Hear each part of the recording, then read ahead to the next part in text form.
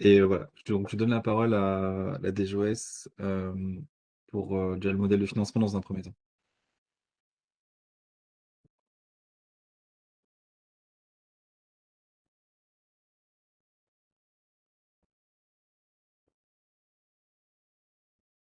Ouais, on t'a entendu, mais plus le cas.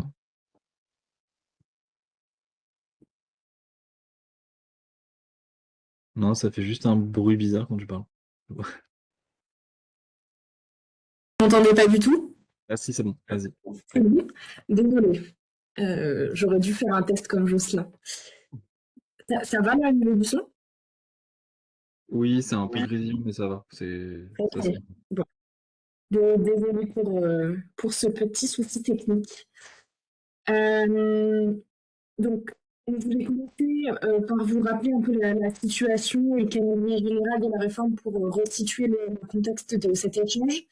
Donc, comme vous le savez, il est entré au Code de la sécurité sociale que des forfaits seront mis en œuvre pour financer le traitement du cancer par radiothérapie. Donc, initialement, cette réforme avait pour objectif d'être mise en œuvre au 1er janvier 26 et compte tenu en partie des contraintes techniques qu'on avait identifiées au semestre dernier, il a été arbitré que cette réforme serait finalement reportée au 1er janvier 2027. Euh, donc, d'une part, pour bien finaliser le modèle de financement qu'on va vous présenter synthétiquement aujourd'hui, et aussi pour travailler sur les difficultés techniques que vous nous aviez précisées. Donc, on reste sur un calendrier très serré de travail. Donc, on a toute la partie en bleu est en cours de finalisation. En tout cas, les aspects les plus importants et essentiels du modèle de financement ont été validés avec les fédérations et avec les parties prenantes. Et donc tout cela a des impacts sur la manière dont les informations vont être collectées et codées. Donc depuis la fin 2025, on travaille de manière très coordonnée avec la TIH, la CNAM et la DNS pour répondre le plus précisément à vos questions. Et on a rencontré par ailleurs quelques éditeurs, alors particulièrement les éditeurs de logiciels de radiothérapie pour bien comprendre ce qui était faisable et ou non. Et donc on est à un stade où on entre dans la la période où on va pouvoir rédiger des spécifications techniques plus précises euh, à votre destination. Euh, pour synthétiser le travail qui a été fait avec les fédérations ou les sociétés savantes, on a revu la classification des forfaits de radiothérapie. Si on peut passer à la slide suivante. Donc on reste sur une classification qui dépend des grandes techniques. Donc ça ne change pas. C'est ce qui était prévu en lien avec les travaux qui ont été menés par le Conseil des nomenclatures. Et donc par contre, on a précisé certains éléments, en particulier sur la RCMI, qui est une des techniques majoritaires de radiothérapie. Donc on reste sur ce qui a été défini dans nos actes, on le verra sur la distinction entre sans synchronisation 1 ou 2, sans synchronisation en plusieurs doses, sans et avec synchronisation, mais avec des précisions sur la visée du traitement. Et on le verra, ça va entraîner ça va avoir des impacts sur le recueil et tout cela va vous être présenté par la TIH. Et donc chaque petite boîte représenterait un GHM en forfait.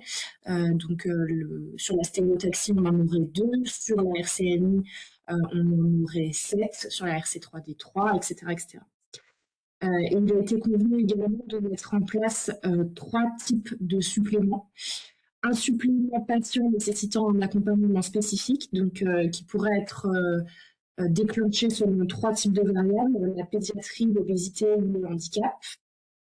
et qui serait facturé à la séance d'irradiation.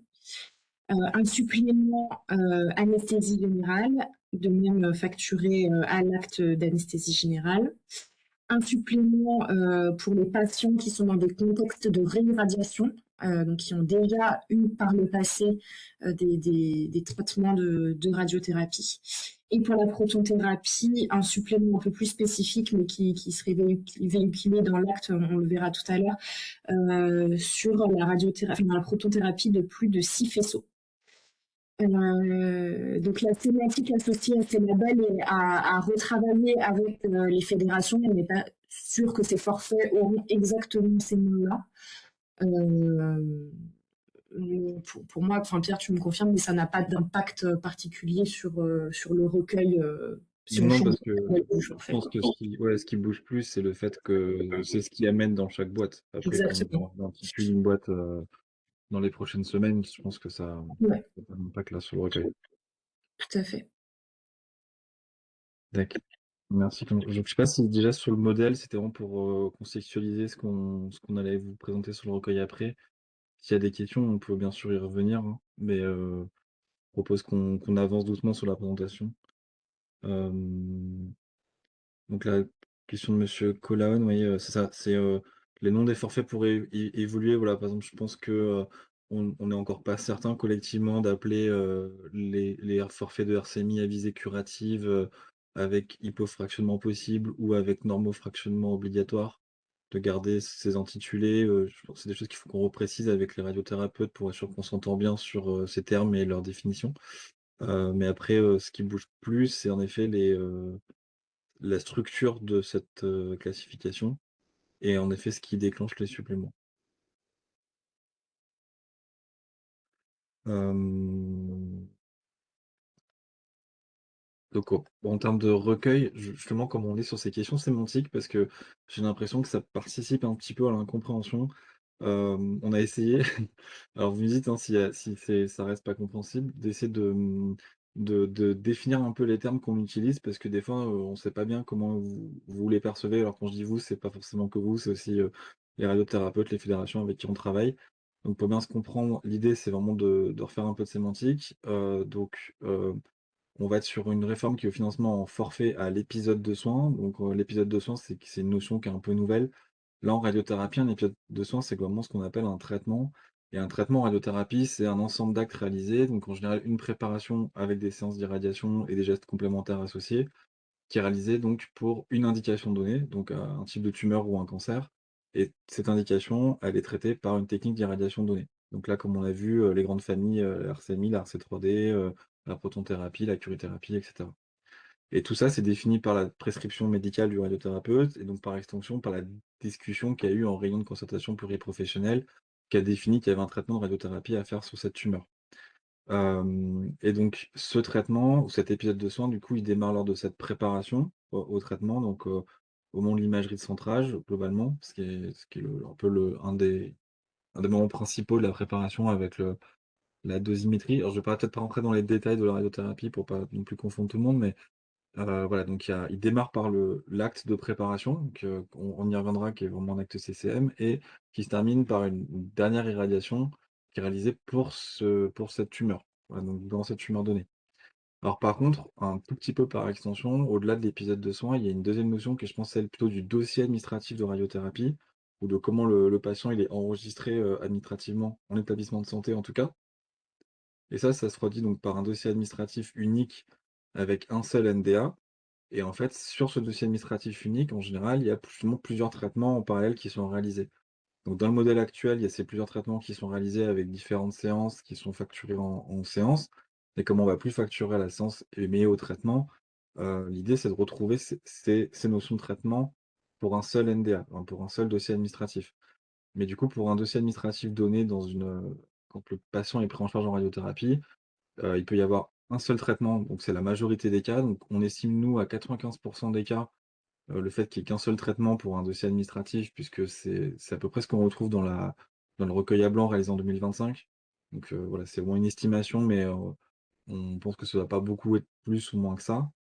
Et par contre, dans les 5 des cas, il peut y avoir en effet plusieurs traitements réalisés en même temps, parce qu'il y a plusieurs cancers ou parce que le patient a aussi des métastases ou parce que justement on utilise plusieurs techniques, d'irradiation pour la même tumeur. Et donc ce dossier administratif, il démarre lors de la première venue, au patient quand il se fait enregistrer dans le service de radiothérapie et il se termine lors de la dernière séance des différents traitements prévus. Donc pareil, les peut-être quand il y a plusieurs traitements en parallèle, il y en a qui vont pas forcément avoir la même, durée et donc logiquement, le dossier administratif, il devrait se terminer lors de la toute dernière séance du traitement le plus long ou qui se termine en dernier en tout cas et c'est là qu'est la fermeture du dossier administratif. Alors j'espère que jusque là, pour l'instant, je vous perds pas. Et après donc du coup, dans cette logique-là, pour appliquer ce modèle qui est de f que dire un traitement doit amener à la facturation d'un forfait en établissement de santé, donc ce qui est proposé pour l'établissement de santé, c'est bien qu'on arrête le système actuel de recueil avec le résumé de préparation et le résumé, de séance, heu, enfin les résumés de séance pour les séances d'irradiation, mais qu'on fusionne en fait tout l'ensemble vraiment comme on vous l'avait déjà dit dans, la production d'un seul RSS pour tout le traitement qui est réalisé pour le décrire médicalement et comme je disais par traitement, c'est vraiment cette association, d'une tumeur ou d'un cancer donné traité par une technique donnée.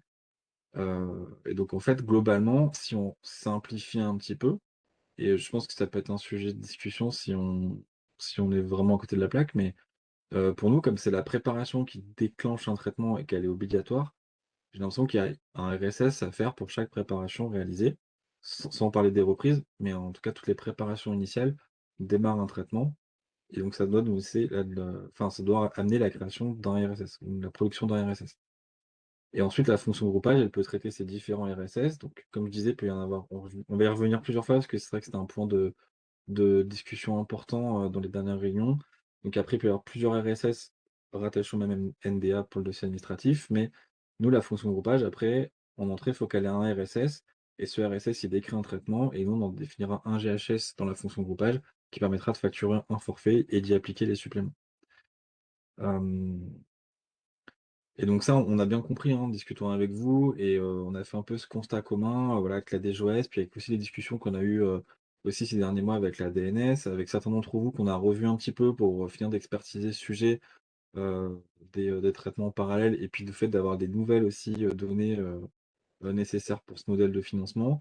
Donc dans l'idéal, c'est sûr qu'on aurait tous voulu avoir un système de gestion de différents épisodes de soins en parallèle dans le logiciel métier de radiothérapie, par exemple, puisque c'est là où les préparations y sont, que les différents traitements sont déjà décrits d'une certaine manière. Hem, mais et aussi que la saisie des nouvelles variables, bah, elle soit aussi dans ce logiciel métier radiothérapie parce que c'est comme des variables, on va dire cliniques. Comme vous avez vu, c'est la notion d'handicap, c'est la notion, bon, la pédiatrie, on l'a déjà, mais les différents actes réalisés, et donc ça, c'est sûr que ça aurait été plus facile que ça soit la main des professionnels de tout de suite renseigner, vu qu'ils connaissent leurs patients, dans leur dossier, heu, ces différents critères et aussi du coup de pouvoir automatiser la remontée de ces données directement du logiciel métier vers le logiciel PMSI, via les standards d'échange d'interopérabilité. Mais tout ça, ça paraît compliqué, c'est idéal, voilà. Le constat, c'est que l'intégration de tout ça dans le logiciel d'échange, ça prendrait plusieurs années de travaux, donc c'est incompatible avec le calendrier de la réforme 2027, qui a déjà été repoussé, donc ça paraît compliqué d'arriver à faire cet idéal. Donc la solution qui est retenue là collectivement autour de ça, c'est, de faire en sorte qu'il y a pas d'évolution structurelle dans la gestion, globalement, des dossiers d'administratifs dans la gamme et les GAP. Là, l'idée c'est de qu'on touche pas à ça parce qu'il y aurait, trop des modifications majeures et là on revient sur quelque chose qui est incompatible avec le calendrier. De qu'il y ait une traçabilité des différents éléments, et à partir du moment des nouvelles informations, qu'on va décliner un petit peu après dans le dossier patient ou dans le logiciel métier de radiothérapie, pour que le DIM particulièrement puisse retrouver ces informations d'une manière ou d'une autre. Et ensuite en parallèle de ça que côté plutôt là, logiciel radiothérapie, il y ait une intégration des nouveaux actes CCM dans le flux de données actuel. Donc en fait, on ne touche pas, ce flux de données de remonter les actes dans les établissements, il existe déjà. Donc en fait, on va miser sur ça, sur un flux qui existe déjà et qui est déjà en place.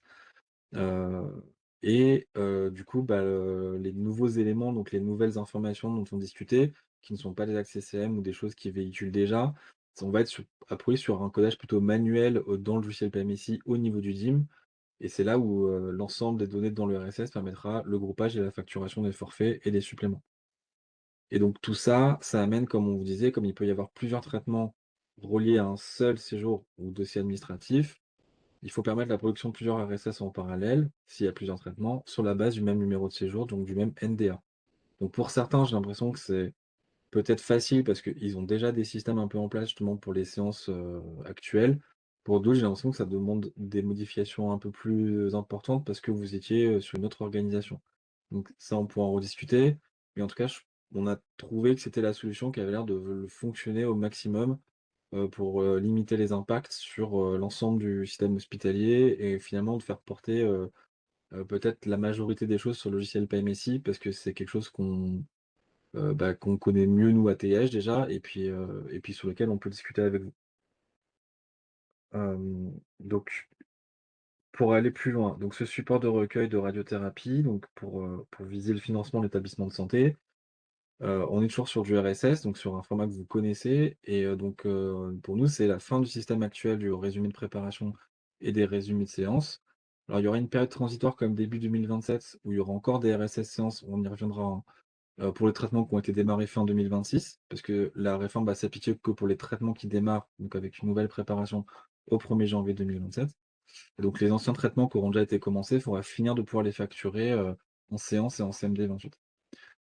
Et donc pour tous les traitements de radiothérapie qui démarrent au 1er janvier 2027, il faudra produire un nouveau enfin un RSS, on va dire nouvelle génération, pour chaque traitement.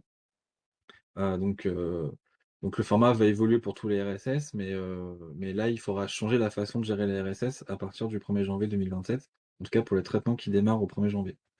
Et donc ce RSS, de traitement, comme on disait, il démarre avec un accès scène de préparation, donc j'ai l'impression que c'est ce qui le déclenche d'un point de vue temporel, mais aussi d'un point de vue, enfin dans les données finalement, c'est ce qui je pense permet de décrire et de démarrer son RSS de traitement. Il précise la pathologie traitée en diagnostic relié, donc comme actuellement, ça change pas et il va comprendre le codage de chaque séance d'irradiation réalisée, donc en plus de l'acte de préparation et aussi les éventuels gestes complémentaires associés. Donc tout ça en acte CCM, que ça soit la préparation, les irradiations et les gestes complémentaires. Et il se termine, sa date de fin, c'est la dernière séance de ce traitement. Donc en cas de plusieurs traitements, on pourra peut-être en rediscuter si besoin, il faudrait que la dernière séance du traitement 1 soit la fin de ce RSS et si le traitement 2 est un peu plus long de quelques jours, théoriquement, il a quelques jours de plus. Hem Ensuite, ce RSS, il comprend aussi le codage d'autres variables qui vont préciser le traitement. Donc, comme on disait, on parlait de suppléments, il y aura besoin de l'âge du patient, par exemple, qui avait des comorbidités qui vont être codées en DS, donc comme le handicap, l'obésité, qui ont été expliquées en supplément. Donc, c'est un RSS classique que vous connaissez avec plein de variables existantes. Et du coup, dans ces variables existantes, il y aura besoin de faire véhiculer ou de s'assurer qu'il y a certaines variables qui seront bien codées, mais ça, c'est plutôt, je dirais, à la charge des DIM ensuite, de s'assurer qu'ils codent bien les bons DS pour pouvoir déclencher les suppléments auxquels ils ont besoin. Et il y aura donc quelques nouvelles variables qu'on va pouvoir décrire dans les diapos un peu plus loin. Et tout ça, ce RSS, comme je disais, c'est le rôle de la fonction groupage de traduire ce RSS en un GHS, qui est en fait un forfait, hein, dans le modèle. Un GHS, ça sera un forfait, et d'appliquer les différents suppléments. Donc là, je crois que je dis rien de plus que les fois précédentes, mais c'est peut-être dit un tout petit peu différemment. Donc j'espère que ça clarifie un petit peu le sujet. Donc en termes d'informations médicales et classification, donc comme on vous avait dit, nous, ce qu'on va faire pour ces forfaits, on va créer une nouvelle CMD, donc la CMD 29, donc en plus de la 28, avec une liste des nouveaux GHM, qui va vraiment correspondre à l'arborescence que la DGOS vous a présentée en début de réunion. Donc avec des forfaits par les différents types de techniques qui seront déclinés ensuite en GHS. Et si, ce qui sera prévu dans la fonction groupage, s'il n'y a pas d'acte d'irradiation, donc si on a un RSS avec un acte de préparation seul, on aura, en plus de l'arborescence que vous avez vue, globalement une arborescence de GHM de préparation sans irradiation, globalement à peu près équivalente, qui nous demande des professionnels d'avoir, des forfaits un peu spécifiques, pour les préparations qui ont été réalisées, puis des traitements qui ont été annulés au dernier moment, globalement. Et après tous les suppléments pareil, seront embarqués dans la fonction groupage en plus de, cette CMD 29. Donc pour ça, pareil, donc ça c'est quelque chose qu'on n'a pas modifié par rapport aux réunions précédentes. Il y aura en 2027 l'inscription d'une nouvelle subdivision de code dans la SIM10 française à usage PMSI, donc qui sera le code Z51.02, donc qui vient en plus des codes actuels, Z51.00 pour la préparation et .01 pour la séance. Donc on aura un troisième code Z51.0 qui sera la prise en charge forfaitière de radiothérapie. Donc ce qui nous permet vraiment de différencier justement les RSS qui vont rester en CMD 28 pendant encore quelques temps et avec le Z51.01 et on va dire cette nouvelle description, médicale de la radiothérapie qui va passer par ce nouveau, diagnostic principal Z51.02. De plus, on vous disait qu'on allait véhiculer pas mal d'informations par les actes CCM.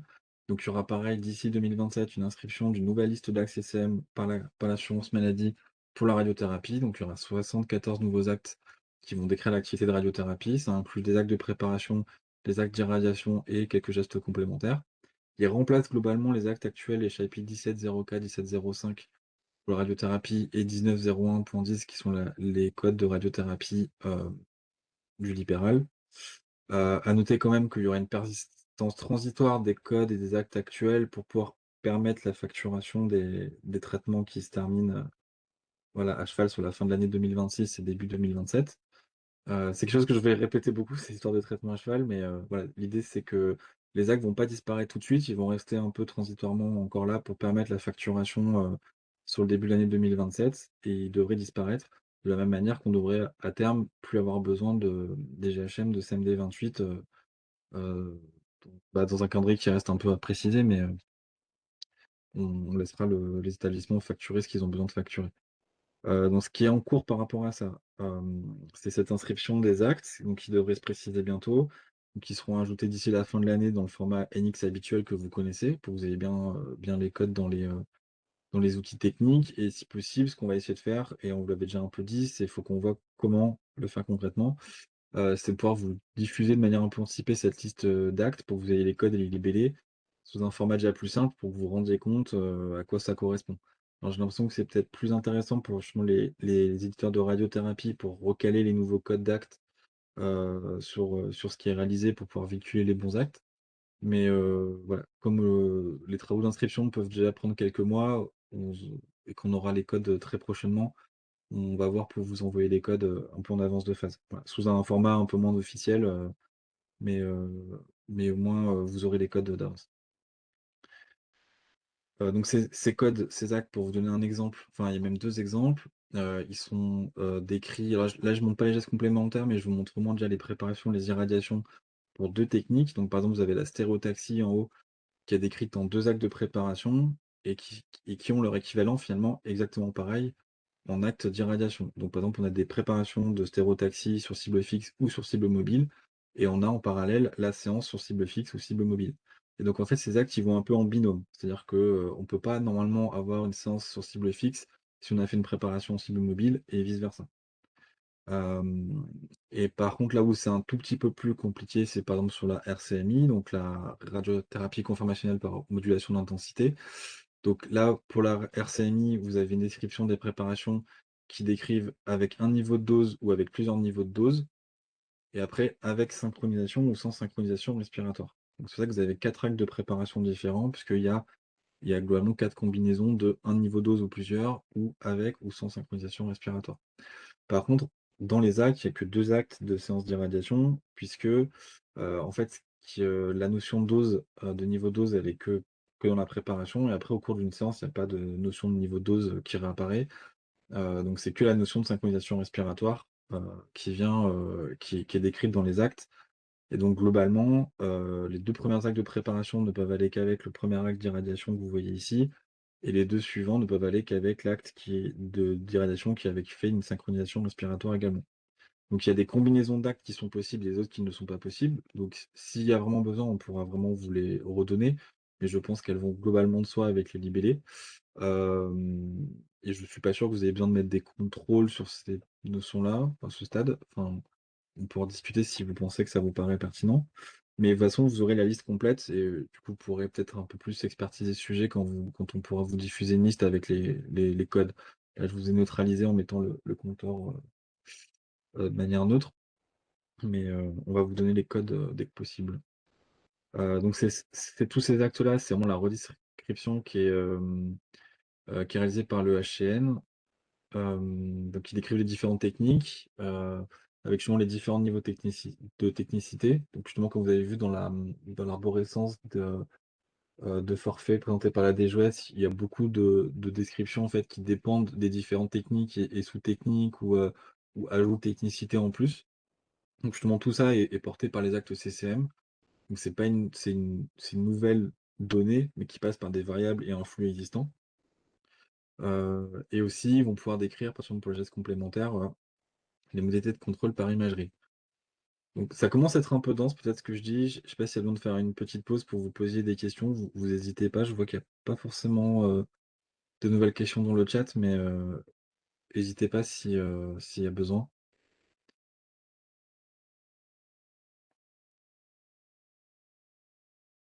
Je reprends doucement au cas où, mais oui. On peut poser des questions comme ça par micro? Oui, si c'est plus simple, allez-y. Ouais, ok, merci. Bah, déjà, merci parce que c'est beaucoup plus clair. On voit que vous avez pas mal détaillé les choses. Et si je comprends bien, ce niveau de technicité qui devait être un champ supplémentaire, vous l'avez fait porter par les axes CCM. C'est bien ça? Alors, je pense que c'était déjà prévu depuis le départ, mais je pense qu'on n'était peut-être pas clair dans la communication à ce sujet. D'accord. Il y avait, parce qu'on avait un champ même qui était dans le format de Oui, groupage, qui était justement un champ à part qui devait être recueilli. Moi, je voulais juste, déjà, bah, c'est beaucoup plus clair, ça commence à prendre forme. Et je voulais savoir, vous avez à plusieurs reprises parlé de traitement parallèle, oui, mais sans parce que si j'ai bien compris, un traitement, bah, c'est un protocole de radiothérapie oui. qui commence au début de la première séance, se termine à la fin et on clôture le séjour. Mais quand vous dites traitement parallèle, donc pour moi c'est ça, et du coup c'est quoi traitement parallèle? Juste un exemple. Alors je pourrais y revenir parce on a fait un bout de diapo qui va un peu plus loin. Mais en fait, comme on disait sur 5 des cas globalement, a priori 5 des patients, quand ils viennent en radiothérapie, en fait, ils ont pas un protocole de radiothérapie, mais ils en ont 2 voire 3. C'est-à-dire D'accord. qu'en parallèle, ils sont traités pour plusieurs cancers ou pour un cancer avec des métastases, Ah, par exemple. ok, Et du coup, il y ok. aura un protocole pour le cancer primitif et un peut-être pour la métastase. Je sais pas Donc D'accord. en si général, ils en ont 2. Et dans C'est ce assez cas-là, deux GHS. Deux GHS dans ce et cas-là. donc c'est ça, oui. Ok. Et, je peux peut-être. Oui, pardon. Je et voulais juste, illustrer justement sur cette question quelques réponses, puisque j'ai déjà sondé, donc c'est Rémi Eugène Delecta, certains sites qui font beaucoup de traitements complexes. C'est peut-être 5% dans un cas privé assez standardisé. On prend des centres anticancéreux ou hôpitaux genre la Timone, c'est plus de 30% de traitements complexes qui vont Mmh. jusqu'à 3 ou 4 techniques différentes pour plusieurs Alors localisations. oui, OK. Et Bah, c'est vrai que typiquement, ce que vous dites, c'est par rapport à je dirais des épisodes multi-traitements, ou comme on peut les appeler, en tout cas des multi-RSS maintenant, puisqu'on tranche pour un NDA. Typiquement, pour des cancers de la peau, j'ai vu dans les dernières présentations qui ont été faites, pour chaque tumeur traitée de la peau, qui sont un même code SIM10 et une même technique, il faut un traitement, il s'est noté comme un traitement différent. Donc on peut Ah, avoir jusqu'à 3 ou 4 pour, traitements parallèles pour, pour pour un même diagnostic et une même technique. si je me trompe pas, ça c'est pour la curithérapie de surface Non, non, qu'on. non, non, non, non, alors cancer de la peau, ça peut être de la radiothérapie externe. Oui, C'est mais du coup, des électrons. oui, j'essaie juste de vous dire que pour le bon, coup, faut qu'on instruise toutes les situations possibles. Enfin, Pierre, je te laisse reprendre, pardon, excuse-moi. oui, Donc oui, non, ici, mais justement dans les techniques, en fait, ça va répondre aussi à la question de madame Bernigaud, je crois, sur les actes CCM et la technique. En fait, les actes, quand vous verrez la liste d'actes, dans les actes, les libellés précisent les techniques et en fait, vous allez retrouver les mêmes termes de techniques que dans la classification de GHM. Donc c'est-à-dire que les actes de RCMI, ils tombent dans la RCMI, ceux de RC3D dans la RC3D, et cetera. Et je pense que votre cas, il parle d'une technique un peu que nous c'est on a cutané on appelle superficiel par photon oui, c'est basse ça. énergie. C'est ça, c'est, Et celle il y qui est avait, dans les précédents slides, il y avait des petites astérix qui disaient que pour chaque localisation traitée, il fallait un RSS différent. Donc typiquement, c'est traité par une ou deux séances. Oui. on peut en avoir 3 ou 4 Et et du oui, coup et ça va être un peu l'exception dans le modèle, c'est pour ça qu'on va y c'est revenir. les Ouais, non, c'est-à-dire qu'en effet, il y aura le désolé. même code SIM10 parce que ça sera des tumeurs cutanées dans tous les cas, mais il faudra bien enfin, on va en discuter avec vous, je pense qu'il y a 2 Et ça, solutions. c'est des cas qui peuvent faire diverger le modèle, quoi. Oui, mais celui-là, je pense qu'on va le traiter, je dirais pas de manière simple, mais je pense OK. qu'il y avait 2 solutions et qu'on a fait une solution un peu, qui permette de traiter ce cas sans trop impacter le reste. OK, bah, d'accord. Non, non, mais c'était voilà. Ok, ok. C'est celui qui me faisait un peu diverger. Et les localisations sont toujours précisées dans les DR, du coup? Oui, c'est ça. D'accord. Et juste une autre question. Vous avez dit dans un slide que on ne touche pas à l'aspect administratif parce que ça serait beaucoup plus long. Ça, c'est une excellente nouvelle. Par contre, ça se traduit comment pour les patients hospitalisés avec un OK, séjour on va y ça c'est revenir, en ouais. fait c'est le PMS, ça va être, vous avez dit manuel, ça veut dire que les établissements vont devoir faire attention à la saisie de l'information sur le bon séjour ou déplacer les informations? Pour moi, le codage manuel, il sera plutôt sur les nouvelles variables. Je vais y revenir. Du D'accord, coup, comme on OK. commence à rentrer dans les points un peu pratiques et les cas particuliers, les techniques, je vous propose peut-être qu'on termine le PowerPoint, parce que je pense que ça OK. va répondre à l'ensemble de ces questions et celles que je vois dans le chat et éventuellement on revient dessus pour creuser. OK, merci Hem, beaucoup. OK. En tout cas, à ce stade, jusque-là, voilà le modèle, le global et les actes. Donc globalement, je montre toutes les données, les variables qui vont être dans le recueil. Donc il y en a, globalement qui vont être nécessaires pour le groupage en CMD29, pour ces nouveaux forfaits. Donc comme je disais, il y a le nouveau DP Z51.02 et le DR qui précise la tumeur ou le cancer traité. Donc ça, c'est comme actuellement, ça change pas et comme c'est un RSS, il y a de toute façon, des DS qui peuvent être codés. Ensuite, les techniques d'irradiation, la notion de un ou plusieurs niveaux de dose ou les synchronisations respiratoires. Donc comme on vient de vous le montrer, tout ça, c'est véhiculé par les actes CCM, donc les nouveaux actes qui vont arriver et qui seront véhiculés dans les flux habituels. Donc ça, pareil, a priori, pour l'instant, il n'y a pas de changement majeur à part le fait de changer un référentiel pour un autre. Donc par contre, dans le modèle que l'adjoint vous a présenté, vous avez vu qu'il y avait l'histoire de l'intention palliative pour la RCMI particulièrement, pour différencier l'intention palliative de l'intention curative. Donc pour ça, alors à part si vous me dites qu'il y a une autre façon de faire qui paraît bien mieux, nous ce qu'on va proposer, c'est une consigne de codage qui est de coder un code SIM10 en DAS pour indiquer qu'on est dans une intention palliative et ça sera pris en compte par la fonction groupage, pour le faire. Et donc là, c'est là où je pense qu'on commence à rentrer dans du codage manuel par le DIM en 2027 puisqu'on va pas véhiculer de nouvelles données ou de nouvelles informations dans les standards d'interop. Donc je pense qu'il y a on y reviendra à la fin, mais il y a une solution 2027 q je dirais pas qui est dégradée, mais qui va repousser sur des choses un peu manuelles à différents niveaux et petit à petit les choses vont s'automatiser. Mais voilà, on a l'impression que l'automatisation elle va pas se faire pour 2027 et qu'elle va prendre plusieurs années. Voilà donc c'est pour ça qu'on préfère, être un peu honnête en disant: «Après il y a des choses manuelles à faire avant». Donc l'intention palliative, codage SIM10 en diagnostic associé. La notion donc de thérapie concomitante et la notion de contexte pré ou post-opératoire qui seront 2 nouvelles variables du RSS. Donc vous pouvez oublier les variables qu'on vous avait annoncées l'an dernier parce que vous voyez, on n'est plus tout à fait vraiment sur les mêmes. Mais ces 2 nouvelles variables, c'est ce qui nous va nous permettre de toper, dans la classification, la notion de norme fractionnement obligatoire ou recommandée, par les sociétés savantes dans la RCMI. Parce qu'en fait, c'est ces 2 notions, donc le contexte pré ou post-opératoire ou la notion de chimiothérapie concomitante qui fait rentrer dans cette case et qui fait qu'on n'est pas dans la case, curative avec normofractionnement avec hypofractionnement possible. Pardon. Je suis désolé avec tous ces termes techniques, si en plus je bute dessus, ça va être compliqué. Hem et donc on a besoin de ces 2 nouvelles variables, parce que ça, c'est 2 nouvelles informations qui n'existent pas dans le PMICI pour pouvoir arriver dans ces boîtes, dans les différents GHM. Et donc ça, c'est 2 nouvelles variables, donc ces définitions, on est en train de finir de les valider là avec les radiothérapeutes pour avoir des consignes claires, de codage.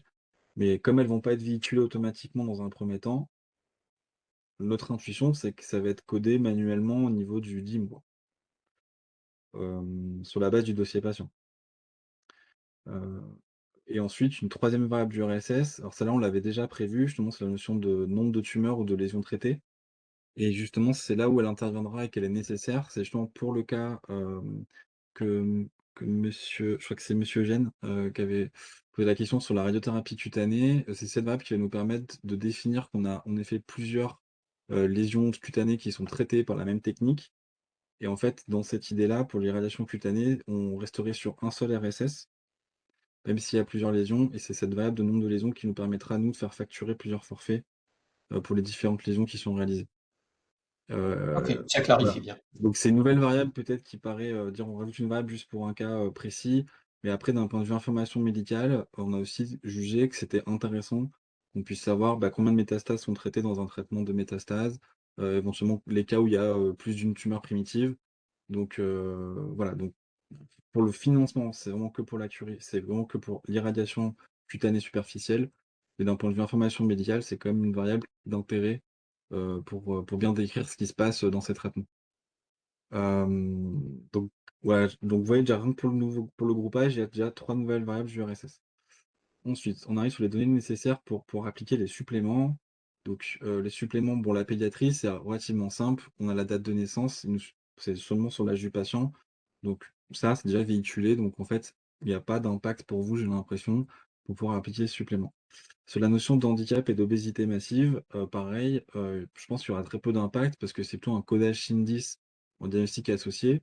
Donc au moins dans un premier temps, manuellement par le DIM, après à voir comment vous pouvez les aider à le coder plus facilement.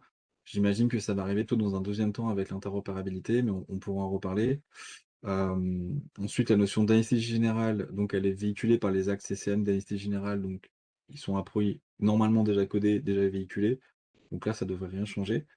Et pareil pour la réirradiation, là il y a un code SIM10 qui existe pour pouvoir coder cette situation et donc elle sera codée en DS pour qu'on puisse savoir qu'on est dans ce cas-là et qu'on puisse nous, dans la fonction groupage, déclencher le supplément. Donc pour les suppléments, il n'y a pas de nouvelles variables, il y a des, on va dire, nouvelles informations, mais qui vont passer par les variables DS, du codage SIM10, la date de naissance ou, les actes CCM. Donc il y a pas de pour appliquer les suppléments, on est même plutôt sur quelque chose, je dirais presque simple d'un point de vue technique pour vous éditeurs, mais par contre qui met peut-être une charge un peu plus importante sur le DIM. Ensuite, le dernier type de données, c'est plutôt, on va dire, facultatif en 2027. Donc on va dire qu'elles sont mises là à titre descriptif dans un premier temps. Et je vais revenir pourquoi, on en parle. Donc il y a des notions un peu de surtechnicité qui sont pas prises en compte dans le modèle financier, mais qui, je pense, paraissent pertinentes à suivre. Donc la notion d'utilisation du repositionnement surfacique, des contrôles quotidiens d'imagerie avant chaque séance, quelle que soit la modalité d'imagerie. Et donc ça sera véhiculé par les actes CCM. Donc la nouvelle liste d'actes, elle inclut tout ça. Donc ça pourra véhiculer pareil par le flux existant. Et après, il y a 2 nouvelles variables par contre, donc il y a l'enjeu un peu autour de la radiothérapie adaptative, qu'elle soit online ou offline. Je pense qu'on a eu un avant-goût de à quoi enfin, de la proportion que ça prend, via le recueil à blanc, mais c'est qu'une estimation et je pense que ça vaut le coup d'avoir et on pense collectivement que ça vaut le coup d'avoir des données un peu vie réelle, sur cette radiothérapie adaptative et le développement de cette, technique, enfin, de cette, façon de faire, différente la radiothérapie. Puisque pour les radiothérapeutes, c'est vraiment l'avenir de la radiothérapie. Donc c'est-à-dire il va y avoir un moment donné, d'ici quelques années, peut-être un enjeu de financement autour de cette radiothérapie adaptative. Donc il faut qu'on se pose la question du recueil maintenant, heu, pour pas la perdre de vue. Donc pour ça, on aura besoin d'une nouvelle variable dans le RSS, parce que je n'ai pas trouvé autre chose là, actuellement pour le faire.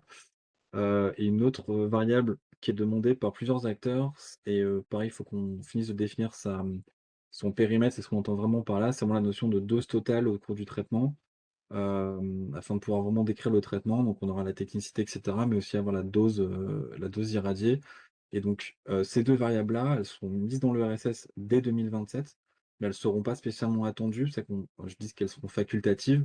Donc je pense que d'un point de vue PMSI, potentiellement, vous allez les laisser un peu à blanc, ou à 0, enfin on verra le format qu'elles prennent. Il faut qu'on finisse de caler ça, dans un premier temps, mais l'idée c'est de les mettre en cible dans le recueil dès maintenant, pour que ça puisse vraiment être intégré dans la feuille de route des standards d'interopérabilité. Parce que si ça prend plusieurs années à chaque fois, je pense qu'il faut qu'on se donne tout de suite, qu'on se le mette dans le viseur collectif tout de suite pour les standards d'interop. pour que ces nouvelles variables, elles soient véhiculées. Parce que je pense que la radiothérapie adaptative et la dose, de toute façon, c'est des variables qui peuvent, je pense, après, vous me dites si c'est vraiment pas le cas, pour l'histoire de radiothérapie, si je dis vraiment une grosse bêtise, mais que c'est des informations que vous avez déjà dans vos logiciels de radiothérapie et qu'il y aura plus qu'à véhiculer dans les standards d'interop pour que ça arrive dans le PMSI. Donc cette variable, enfin cette diapo, elle fait peut-être peur parce qu'il y a finalement 5 nouvelles variables. On peut pas vous présenter vraiment le format comme on le fait d'habitude pour les éditeurs PMSI avec nos tableaux, de format, du RSS, parce qu'il n'est pas tout à fait finalisé. Il est vraiment en cours de consolidation et particulièrement, il faut qu'on le mette en lien avec, la réforme de la dialyse qui est en parallèle et qui a aussi des impacts sur le RSS, un peu de la même manière et donc du coup, on préfère attendre qu'on ait l'ensemble pour vous le donner et on essaiera de vous le donner le plus tôt possible et du coup, plus tôt que l'année dernière où c'est vrai que c'est arrivé, j'imagine très tard dans l'année.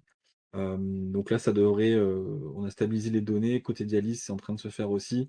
On stabilise les formats et je pense qu'on vous communique ça, très prochainement là, je pense dans les prochaines semaines. Enfin, on l'intègre un peu dans ce grand calendrier. On a dit: «Vous aurez toutes les spécifications techniques, d'ici fin mars».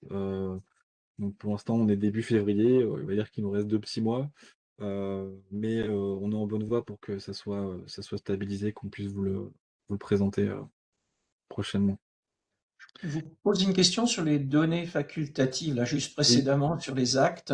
oui. Les actes complémentaires, ici, dans repositionnement surfacique, contrôle quotidien, imagerie, vous les imaginez comme des actes complémentaires de la préparation ou à saisir comme actes complémentaires de chaque séance?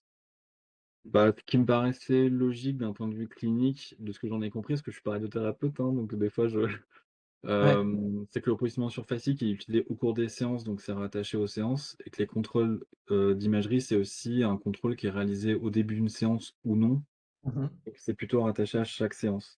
OK. C'est vrai que ça vous fait rattacher peut-être beaucoup d'actes de gestes complémentaires à beaucoup de séances, hem, mais c'est ce qui me Et paraissait comment, dans logique. ces cas-là, vous traiterez finalement si je fais une séance en portal, une séance où il y a, c'est-à-dire que s'il y a une hétérogénéité pendant la prescription, c'est vous qui vous trouverez comment vous appliquez vos... Bah, pour l'instant, il y a Parce pas qu'il n'y de aura pas une homogénéité forcément séance par séance. pour l'instant, j'ai envie de dire, il y a pas de, il y a pas d'implication dans le modèle économique ou financier. OK. Enfin, dans le c'est vraiment descriptif, donc C'est c'est vrai que descriptif, ouais. j'ai envie de dire d'un point de vue descriptif, si on arrive à décrire quelle technique d'imagerie utiliser en quelle proportion dans les séances, Mmh. peut-être qu'on pourra voir si on doit en faire quelque chose.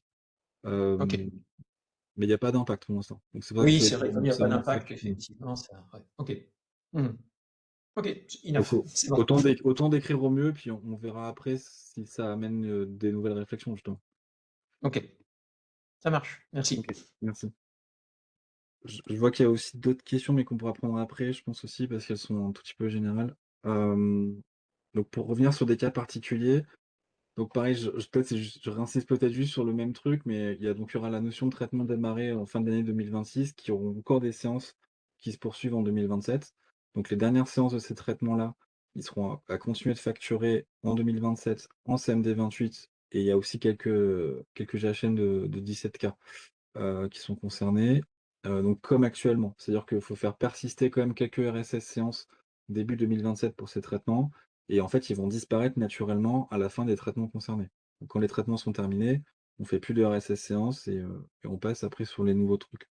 Donc tous les traitements qui démarrent à partir du 1er janvier, on passe vraiment par contre sur le modèle RSS unique de traitement pour facturer en forfait l'ensemble du traitement, concerné.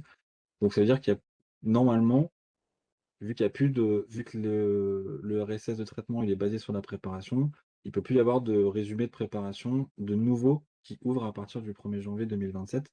Puisque si on ouvre un RSP de préparation, en fait, c'est on ouvre un RSS de traitement. Au moins, c'est ça l'idée. Mais j'espère que j'ai pas trop tout mélangé en disant ça, mais il y a plus de RSP à partir du 1er janvier 2027 et il y a plus que des RSS uniques de traitement et quelques RSS séances qui restent à finir pour les dernières séances de l'année d'avant. Alors, comme un RSS ou un RSP, c'est défini à sa clôture, Mmh. si, il y en a, puisqu'ils vont jusqu'à se terminer. Oui, il y en a, mais en fait, ils Ils sont sont actifs dans cette période-là. ils Ils sont sont actifs, mais envoyés. sur des dates de démarrage Oui, qui sont mais jusqu'au la date de 31 démarrage décembre. n'est jamais prise. C'est toujours la date de clôture qui est prise en compte. Donc, ils sont actifs pendant la période suivante. Oui, d'accord. Je ne sais pas si ça...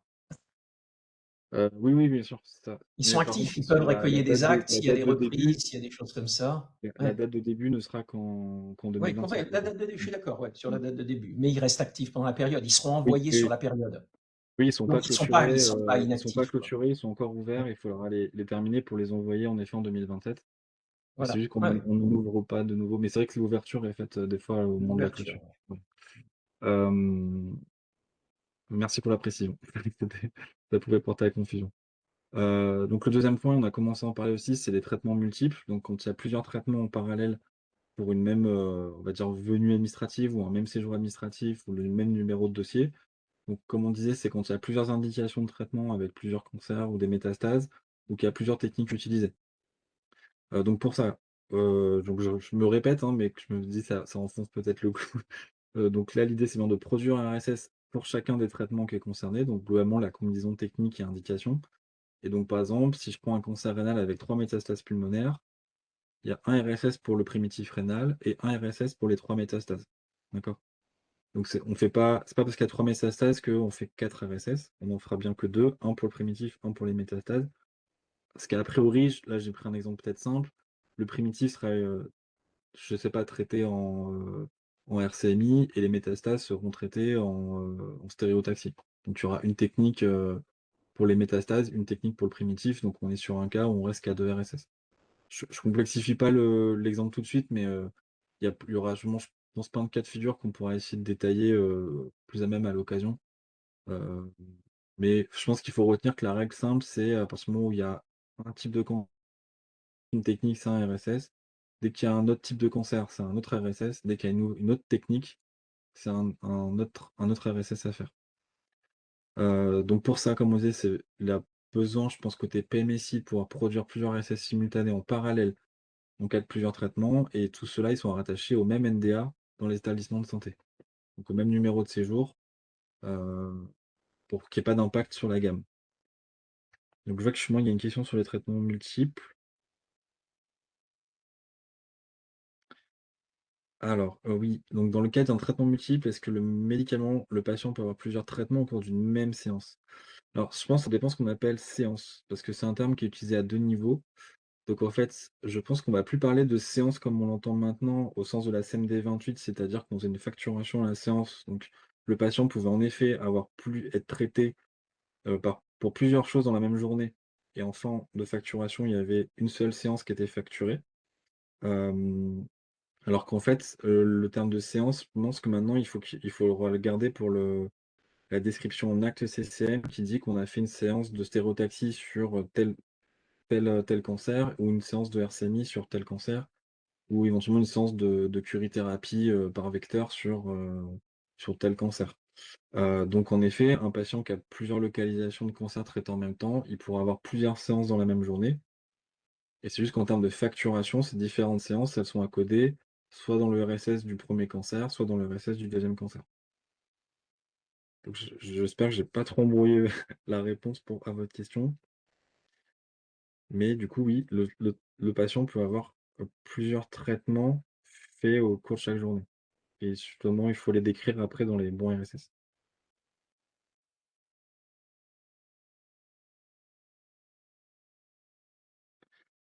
Et du coup, pour compléter, je vois, alors je sais pas si c'est monsieur ou madame Collignon, sur le nombre de séances dans le RSS, donc c'est vrai que vous en effet, vous le mettez à 1 pour bien faire, un RSS égale une séance, donc c'est vrai que c'était la bonne façon de faire.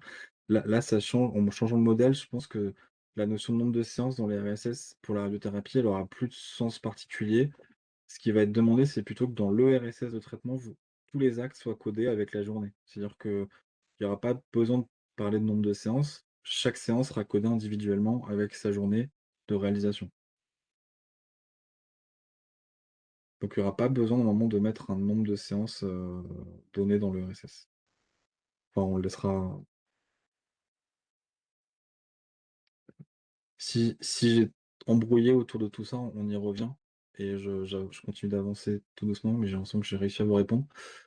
Et le troisième cas pratique, pareil, vous avez posé la question, donc ça tombe bien. Donc c'est les patients hospitalisés en parallèle, en même temps que le traitement de radiothérapie et pour ça, on reste sur le fait que, on reste c'est-à-dire que c'est pas comme actuellement, mais on reste sur la même idée de modification qui est de dire qu'il faudrait produire un RSS d'hospitalisation d'un côté, donc avec le séjour dans le du service d'hospit en question et un RSS sur la radiothérapie avec l'UM de radiothérapie de l'autre côté. Donc il y a 2 RSS à faire dans ce cas-là. Et chacun, du coup, avec son numéro de séjour différent, puisqu'il y aura une ouverture administrative, donc un numéro de séjour dans le service d'hospit et un numéro administratif dans le service de radiothérapie. Heu et donc Et saisir pourtant, dans le slide précédent, vous disiez que vous ne touchiez pas à l'administratif, dans on la disait qu'on faisait pas de modification que le structurelle.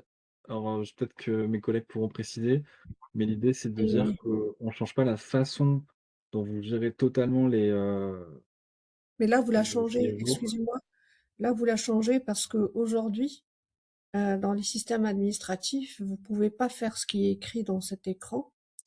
Un patient qui est hospitalisé, même s'il a un dossier de traitement et il est hospitalisé au cours, du traitement, il n'est pas possible aujourd'hui de créer, il y a quelqu'un qui a écrit une venue, je suis totalement d'accord, en fait, on va parler plus venue administrative. Vous pouvez pas créer une venue parce qu'il y a enfin, des restrictions pour respecter l'ancienne réglementation. Mmh. Et du coup, ah ben, dans la phrase suivante, vous dites, il faut deux NDA différents. Moi, je trouve qu'il y a dans des NDA différents, quand le patient est hospitalisé, une radiothérapie n'a pas de dossier de traitement dans l'hôpital où il est hospitalisé, ils lui font une radiothérapie. Bah, dans ce cas-là, bah, il faudra gérer cet aspect-là que parce qu'il a cet acte de radiothérapie, donc il y a un changement de pratique. Ensuite, saisir les actes de radiothérapie dans le RSS de traitement. Aujourd'hui, si dans les systèmes qui codent les actes, qu'ils soient administratifs ou métiers, si la venue administrative n'est pas créée, la saisie de l'acte, aujourd'hui, enfin, du moins, on peut imaginer des solutions, il n'y a pas de problème. Mais juste, l'acte ne peut pas être saisi, voire même rejeté parce que la venue n'existe pas. Et donc, ça amènera forcément des changements. Pour ne pas perturber, là où je suis totalement d'accord avec vous, si vous voulez y arriver en 2027, vous l'avez pris par le bon bout en étant pragmatique sur la saisie manuelle, c'est très bien. Il y a juste ces petits ajustements à gérer pour ce que vous appelez NDA différents. Est-ce que c'est des NDA réels créés dans l'administratif ou ce sont des numéros de RSS différents? Et du quid, bah, justement, quand on dit ça, on parle de vidos, spontan. Enfin, l'impact est assez important pour arriver à faire ce que vous avez écrit là-dedans. Pierre, si je puis me permettre sur la Oui. partie NDA. Bonjour à tous. De mémoire, alors je connais pas tous les systèmes d'information de GAP, mais assez régulièrement, on peut avoir le cas déjà aujourd'hui de 2 numéros de séjour en même temps pour des patients qui suivent, alors en psychiatrie ou ailleurs, hein, mais qui est une hospitalisation de temps plein et une hospitalisation de temps partiel ou dans des secteurs d'activité qui sont différents. Et il me semble bien que, en tout cas pour ceux des systèmes d'information que je connais un peu, on peut paramétrer en fait cet aspect-là. Après, effectivement, je vous rejoins sur un point, c'est que si les venues ne sont pas créées avant que les actes soient réalisés, et ça va pas forcément tomber dans le bon dossier. Oui, alors je vais plus loin. En fait, pour les NDA, tous les systèmes sont obligés d'avoir des NDA différents. Par contre, le NDA pour le traitement de radiothérapie, contrairement à la chimio, en général, on a un NDA égale une venue. En radiothérapie et en dialyse, et la plupart des établissements créent un NDA global, généralement pour le traitement. Il y en a qui ont créé deux, un pour la préparation, un pour l'irradiation, mais restant que sur le cas classique. Et ensuite, quand le patient revient, il y a lieu de créer une venue dans le même NDA. Oui, Et oui, ce, je sais, c'est le système des oui, séances sur un oui, NDA ouvert sur une période relativement, oui, relativement longue, oui, mais oui. qui peut Et être aujourd'hui, associé. Excusez-moi, juste je voudrais préciser peut-être pour éviter, qui, dans mon souvenir, peut être associé à un type de venue ou type de soin qui est paramétrable dans les systèmes d'information et Oui, qui mais doit rendre la concomitance possible. le problème, Ok. on a dit qu'on ne changeait pas. Et nous-mêmes, on a des systèmes administratifs. On n'allait pas leur demander de changer quoi que ce soit. Ces systèmes administratifs, pour respecter la forfaitisation de la radiothérapie en hospice complexe, ne permettent pas de créer une venue en même temps, une venue, donc pas le NDA, une venue au moment de l'hospitalisation pour pas avoir justement de De doublon de parallélisation. séjour. Oui, oui. Voilà. Et du coup, euh, il est demandé de référencer l'acte, mais l'acte sur le bon séjour de traitement sans qu'il y ait de venue. Et si on veut référencer l'acte sans qu'il y ait de venue, c'est une modification. C'est une modification dans les systèmes administratifs. Parce que si on veut tout ça. Je crois pas qu'il était question là de référencer les actes sans venue, enfin sans date de venue. Ah, donc il C'était faut pas ce qui créer était la venue. envisagé. Donc là, ce que dit la diapositive, c'est que dans le cas où on se retrouve, par exemple, avec, alors, je suis pas médecin, donc j'espère que vous excuserez mes imprécisions, mais quelqu'un qui serait, par exemple, hospitalisé en psychiatrie et qui suit une radiothérapie dans le même établissement, j'entends, il y a 2 numéros de séjour différents puisque c'est 2 champs d'activité différents. Non, mais là, on parle MCO. Ça, c'est Alors, le cas PIA. Il y a PIA, PIE, oui, oui. ça, c'est pas. Mais là, on parle dans le même hôpital, le patient est hospitalisé et pendant son hospitalisation, il a une séance. Aujourd'hui, c'est forfaitisé, une saisie d'acte sur le même numéro de séjour. Les systèmes Mhm. administratifs ont cloisonné pour pas créer de présence parallèle Oui, à la demande réglementaire. oui, oui. Et je suis en train juste d'expliquer que cette pratique va changer. Enfin, il y a une pratique à changer, sauf si on dit que ce NDA qui est référencé ici, c'est un numéro RSS ou autre. Et il y a aussi les patients qui n'ont pas de dossier de traitement et qui ont, et ça c'est une question qui est venue de clients qui nous disent, nous on a souvent des patients qui sont hospitalisés chez nous, on leur fait une radiothérapie, mais ils n'ont pas de dossier de traitement chez nous. Voilà, je dis juste ça, Ok. peut-être il faut peut-être Mhm. l'approfondir, mais je ne parle pas de dossier parallèle en psychiatrie séance, je parle bien de MCO à MCO. Alors du coup, moi, en dialyse, ça n'existe pas ça déjà, par exemple, Pierre? Ça Mais dépend des cas de figure. on est une hospitalisation plus un... Non, tes séances de dialyse, elles vont être codées dans l'hospice. Non, ce qui existe déjà, c'est sur la radiothérapie, mais je pense que c'est pas forcément un système qui est très très clair actuellement. C'est comment la radiothérapie, si l'ensemble du traitement il est réalisé en hospice, les actes de radiothérapie sont censés être dans le RSS de l'hospitalisation en cours. Mais par contre, s'il y a qu'une séance qui est réalisée parce que le patient il est hospitalisé, je sais pas, au milieu de son traitement pour autre chose, normalement l'établissement est censé produire un RSS de séances à part de Non, son non, hospice Ah déjà. non, non, Donc c'est pour ça que je non, suis non, pas pas très exactement sûr ça. de. C'est pas exactement non, ça. non, c'est L'idée, informé. non, Pardon. l'idée, c'est que le RSP peut être généré si la totalité des séances de traitement sont faites dans un temps d'hospitalisation. Mais si, donc, il n'y a que quelques séances qui ont été faites dans un temps d'hospitalisation, le RSP ne doit pas être sur l'hospice et les séances qui sont faites dans le temps d'hospitalisation sont sur l'hospice, alors que les séances qui ne sont pas faites sur le temps d'hospitalisation sont sur la radiothérapie. Il n'y a Exactement. que si la totalité des séances se passent en hospice que le RSP doit être fait en hospice. Donc, on a déjà quasiment toujours, puisque c'est assez souvent qu'il peut y avoir quelques séances en hospice, mais pas toutes les séances, on a déjà un RSP qui est toujours géré indépendamment de l'hospice. Oui. Donc, on a déjà cette concomitance. Bah, c'est pour ça que Le RSP, je comprends la question, mais pour ça que je pense que, et Céline, c'est peut-être aussi pour ça que c'est que nous, on a l'impression que c'est déjà le cas un peu. C'est-à-dire C'est déjà le avec cas. ce cas de figure-là, en fait. Après, vous l'avez peut-être pas tous appliqué pareil soit Alors, dans vos gammes, soit dans vos voilà. logiciels Par PNI, soit contre, il y a dans. une énorme hétérogénéité. Moi, je vois pour intégrer, je dirais, effectivement, pour traiter toutes les Mmh. Oui, C'est différent sur chaque établissement. Il y en a qui demandent la création effectivement de venue, d'autres qui ne demandent pas, d'autres qui la créent automatiquement parce qu'ils reçoivent un acte donc ils la créent, d'autres qui attendent d'avoir les rendez-vous, d'autres qui s'en moquent. C'est très hétérogène. oui. Et le RSP, c'est même pas le cas que j'abordais. Le RSP, vous avez raison, les actes de préparation doivent aller dans le RSP, donc vous avez raison, même la réglementation n'est pas appliquée partout par rapport au guide Mmh. sur la gestion du RSP. Moi, je ne parle que du cas d'irradiation pendant l'hospitalisation. Aujourd'hui, c'est géré en forfait. L'année Oui, dernière, vous avez annoncé la fin du forfait en hospice, donc il faut absolument porter l'acte par le dossier de traitement. Mmh. Et donc, on avait soulevé la problématique de la gestion administrative des patients qui ne fonctionne pas aujourd'hui.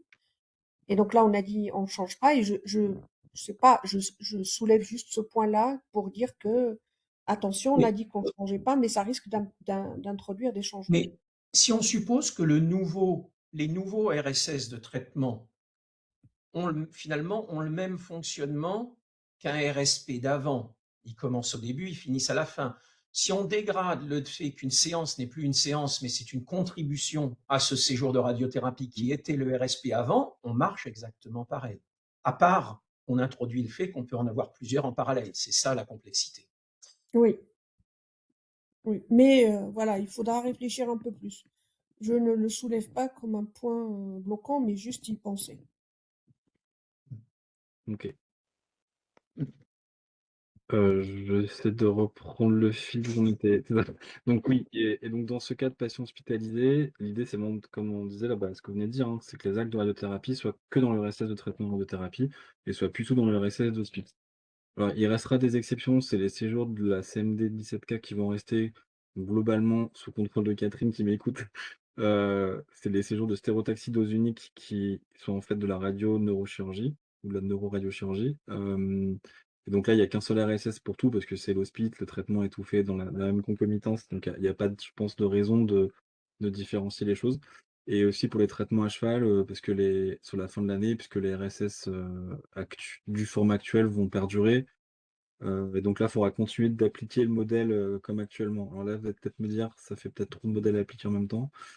Hem, Et est-ce que pour la curie, ça sera le même? Parce que parfois, finalement, pour des péropes ou pour certaines choses, pour certaines techniques, il y a forcément une hospitalisation. hospitalisation, oui. Donc, si le traitement nécessite une hospitalisation, finalement, on n'est plus dans le domaine du traitement, on est dans le domaine de l'hospice. Mmh. Peut-être. Je sais pas. Alors je voudrais pas vous dire de bêtises, donc je vais prendre la question et Mais on verra pour y répondre, Ouais. sur lequel particulier de la curie, parce que c'est vrai que c'est un peu plus compliqué. Ouais. Mmh. Mais on pourrait appliquer la même logique qui est en fait un RSS qui décrit le traitement d'hospice, enfin l'hospice en tant que Mmh. tel, le patient hospitalisé dans tel service, et cetera. Et que par contre, ton traitement de radiothérapie est quand même décrit à part, dans un RSS de OK. traitement de radiothérapie qui est ouais, forfaitisé.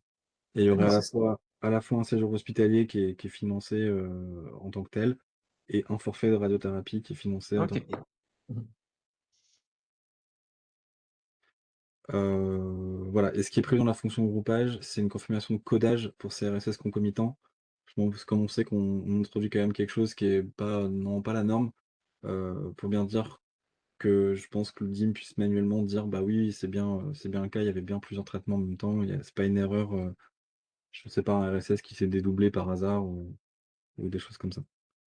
Hem, je vois qu'il y a quelques questions sur les traitements multiples, donc on va peut-être essayer de les prendre tant qu'à faire.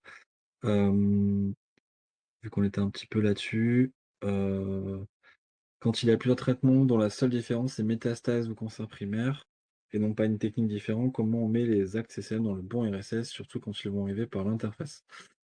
Donc c'est une très bonne question. Donc en effet, potentiellement si les 2 traitements sont faits par la même technique, donc par exemple par RCMI, une dose, vous allez avoir les mêmes actes qui vont arriver le même jour.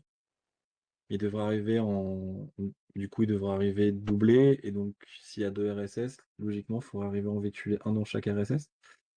Je sais pas si c'est la bonne façon de répondre à la question. C'est pas très technique ma réponse. Hem, Mais logiquement, vous devrez avoir 2 actes et 2 RSS, donc vous savez que vous devez en véhiculer un de chaque côté. C'est pas très propre, ce que je raconte. Et je pense que Ouais. c'est le cas le plus difficile, ouais, pour identifier le bon RSS. Quand les techniques sont bien différentes, je pense que c'est plus simple. Heu, Non, ça change. Alors, l'idée, alors, juste, c'est qu'on a 2 flux indépendants pour véhiculer l'acte et le diagnostic. On serait dans le même flux, on n'aurait pas d'ambiguïté. Le mmh, problème, c'est qu'on a un export d'acte pour l'acte et un export d'état patient pour les autres variables et diagnostics. Donc, ayant des flux indépendants, on va recevoir une série d'actes et une série de diagnostics. Il faut les relier entre eux. Donc, normalement, c'est relié par l'ID d'intervention. Mais derrière, ça veut dire qu'on va recevoir effectivement on va recevoir, et tout le monde le reçoit. En plus, 100% des établissements n'utilisent pas les 2 flux. Il y en a qui utilisent un flux comme j'utilise ça que et les d'autres axes, qui oui. utilisent un flux de PMSI que 3 semaines après. Mmh mh, mmh. Donc, sans identifiant qui les mélange. Donc, c'est le vrai problème qui me fait dire qu'on ne peut pas faire d'intégration sans modification. Ça Moi, c'est le modifie quoi? problème qu'entraîne qu'il y a forcément une modification. Donc, j'ai identifié 5 cas d'intégration. Mmh. Tous ont un inconvénient et tous nécessitent une modification. Moi, j'ai pas trouvé de cas d'intégration sans modification d'un seul des sites existants sur les 30 sites qu'on a, quoi. Pour adresser un par interface, j'entends, pour adresser un acte à un RSS, il va falloir effectivement un identifiant de traitement, Ouais. partagé. Sinon, ce sera au petit bonheur la chance, dans le cas où il y a plusieurs traitements, Et là, on a qu'une façon de faire. Alors, si on est, bon, soit on redéfinit un nouveau protocole, mais on peut pas le faire. On a 2 façons de le faire. Aujourd'hui, si on veut garder les mêmes flux, le seul moyen, c'est d'altérer la notion d'intervention dans les flux HL7 serveur d'acte et le flux HL7 état patient. Si on altère la notion d'intervention et qu'on y met une notion de RSS à la place, on pourra regrouper les informations ensemble. Ou alors, c'est d'utiliser l'H'-PMSI en n'ayant plus un export d'acte et un export d'état patient, mais un export rhume. Ou dans ces cas-là, on a l'acte et le diagnostic et un numéro qui les rejoint de RSS ou qui est forcément véhiculé. Donc, peut-être que c'est pas là l'objet de trouver les solutions techniques, mais en tout cas, moi, mon étude me dit que je n'ai pas un cas d'implémentation qui puisse se faire sur un seul des 20 ou 30 hôpitaux que je gère qui nécessite pas une modification. J'en ai pas trouvé. Et une modification au niveau du logiciel, médecine Alors, radiothérapie que vous gérez ou au niveau du les 2, un peu les 2, c'est-à-dire qu'on définit où est-ce qu'on véhicule cette notion de groupage d'informations, actes et variables et diagnostics. Comment on les relie ensemble pour que côté PMSI, il n'y ait pas d'ambiguïté d'association de choses. Et donc, ça nécessite. Alors, l'idée, c'était de trouver des modifications qui n'entraînent pas le changement du protocole, c'est-à-dire qu'on ne soit pas obligé de reproduire un nouveau LH' XXX, mmh. donc en essayant de le véhiculer par l'existant. Euh, et là, ça nécessite des modifications des 2 côtés. De toute façon, des modifications côté radiothérapie, on en a forcément, puisqu'on va ravager le codage, on Mmh va mh. tout. Mais, Donc nous, on mais sait qu'on en aura. moi, je pense, enfin, dans les délais, on sait déjà que c'est compliqué de changer Interop santé et de changer les normes là dans des délais aussi courts. On voit ce qui se passe pour le César, ça fait 1 an et demi. On a juste la toute première version. Moi, en fait, j'opterais plus vers on ne bouge pas tout ça, on ne bouge pas ces normes parce que ça fait un énorme travail de qualification et de changement de pratique. Et on donne des outils au DIM pour classer selon un guide méthodo et on délègue aux outils PMSI de l'établissement avec de l'outillage pour reclasser les informations. Ouais, Donc ouais, mais dans ces... aujourd'hui, on récupère en fait, comme a été dit, et je suis totalement d'accord, structurellement, on parle toujours de DP, de DAS, de DR. Ce sont des pratiques qui sont déjà dans la plupart des normes. On laisse les formats, on laisse les services continuer à travailler comme avant et on donne la possibilité de l'outillage pour des classifications.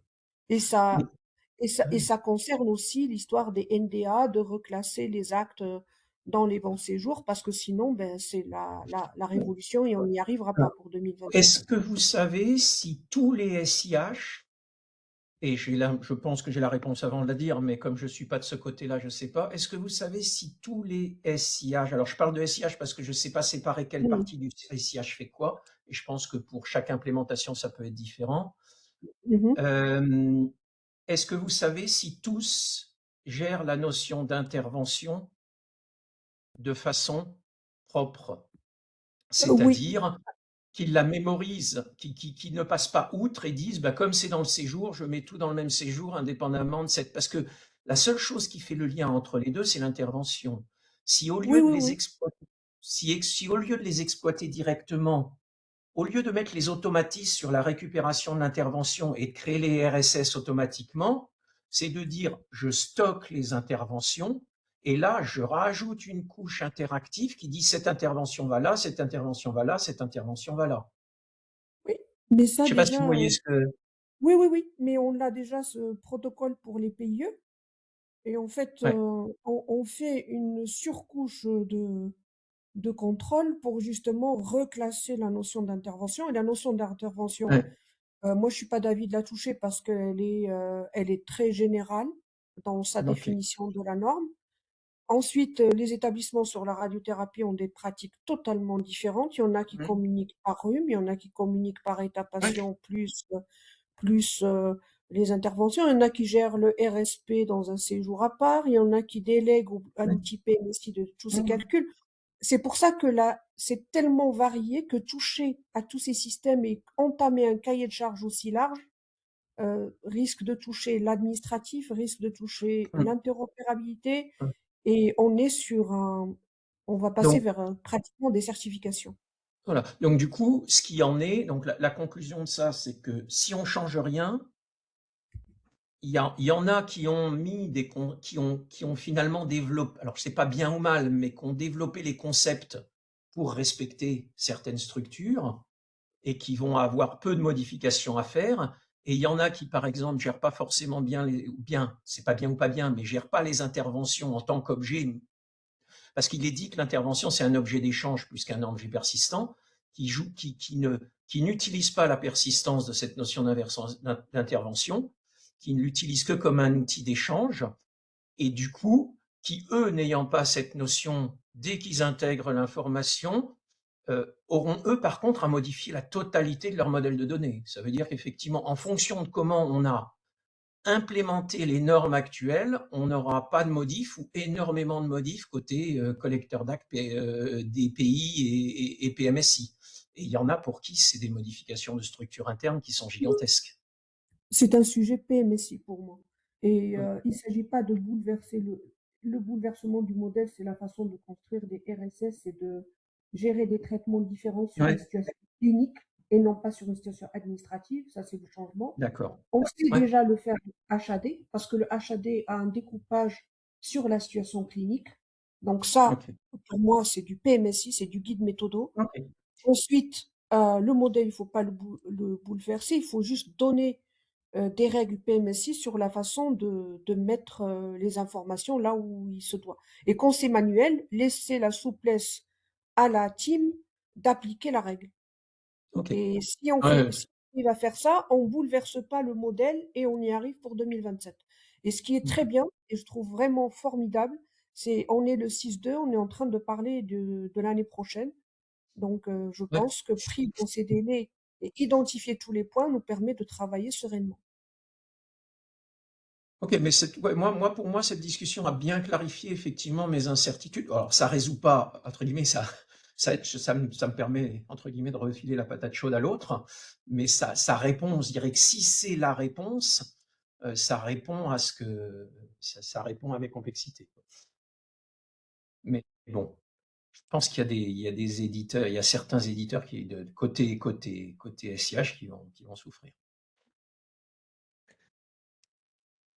Pierre, Non, je voudrais peut-être revenir à. ouais, peut-être pour revenir quand même, parce que j'entends que vous dites que c'est pas optimal, et cetera.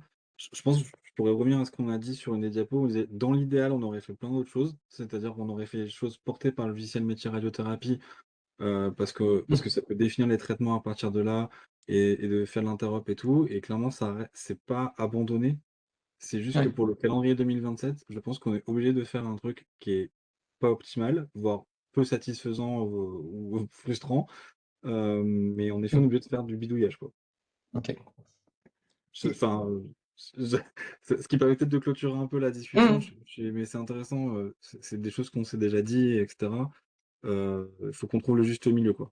Et en effet, Mmh. s'il y a des cas d'usage qui vont être plus compliqués, il faudra peut-être qu'on discute de solutions. Ouais. Bon, de toute façon, ce qui peut arriver, quoi, je dirais, alors, il y a la solution globale qui est proposée. Devant un SIH qui ne peut pas s'adapter et nous en intégration, où l'idée, c'est pas qu'on ait tous les sites qui soient à faire, donc que ceux qui peuvent s'adapter sans modification, il n'y a pas de modification. Bah, s'il y en a certains où il y a des modifications, ça sera discuté point à point pour ce site, quoi, en espérant qu'il soit prêt à l'échéance, quoi. Pierre, il y avait quelques questions de monsieur ou madame Collignon, mais je pense qu'on y a partiellement au moins répondu, là, pendant la discussion.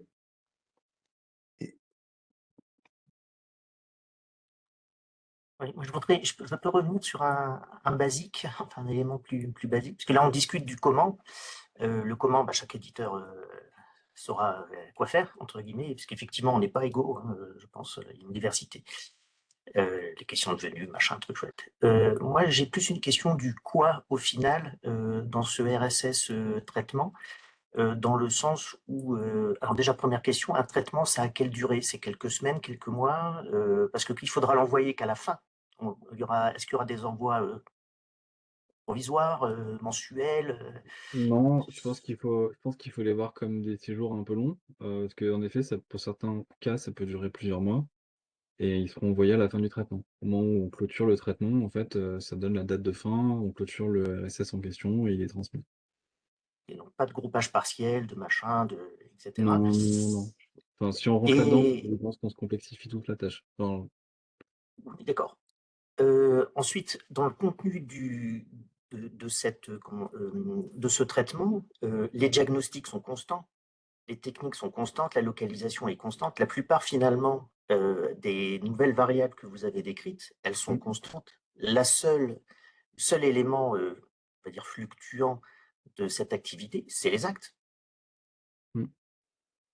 Les diagnostics, on ne va pas mettre un diagnostic lié à un acte pour une séance réalisée ce jour-là. Le diagnostic, il est constant au RSS. Non, c'est le diagnostic. En fait, c'est le DP du RSS qui amène dans la Hein. CMD29, donc enfin, il sera codé qu'une fois en diagnostic principal, et après la tumeur irradiée une fois en diagnostic relié. Terminé. Après, les comorbidités, une fois en DAS. S'il y a une obésité, là, comme on disait pour les suppléments, le handicap, c'est codé une fois dans un seul RSS. Hein. Il n'y a pas de multiple Et, codage des diagnostics. et donc, le séquencement, enfin, je veux dire, la temporalité réellement du traitement, c'est la date des actes qui va l'apporter. C'est la date des actes qui Mmh. va donner la chronologie. Ah bah, oui, Tout oui. le reste, c'est unique pour l'ensemble du traitement et donc pour l'ensemble du RSS. Donc, il n'y a même pas besoin de les échanger à chaque fois, c'est ça que je sous-entends. Ok. Oui, Et, une fois que la base du RSS est faite, c'est les actes qui définissent tout le reste, oui. Je donc la date des actes d'ailleurs est obligatoire maintenant pour tous les actes depuis 2026, pas uniquement les actes d'accouchement. Donc ça règle aussi la question. Et, et très bien.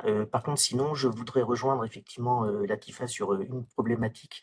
C'est le cas où le patient n'est pas suivi en termes de traitement, n'est pas suivi dans l'hôpital pour son traitement régulier, mais qui, pour une hospitalisation intercurrente, subit une séance de je ne sais quoi au milieu de son hospitalisation dans un hôpital qui ne le suit pas généralement. Est-ce que c'est dans le domaine du possible? Alors, Et j'en doute un tout petit peu parce que pour faire un traitement, il faut quand même refaire une préparation. Et donc ça me paraît pas très efficient. Alors après, si des talismans ont ces pratiques-là, enfin, j'imagine peut-être, enfin, faut jamais dire jamais en médecine, hein, mais hem,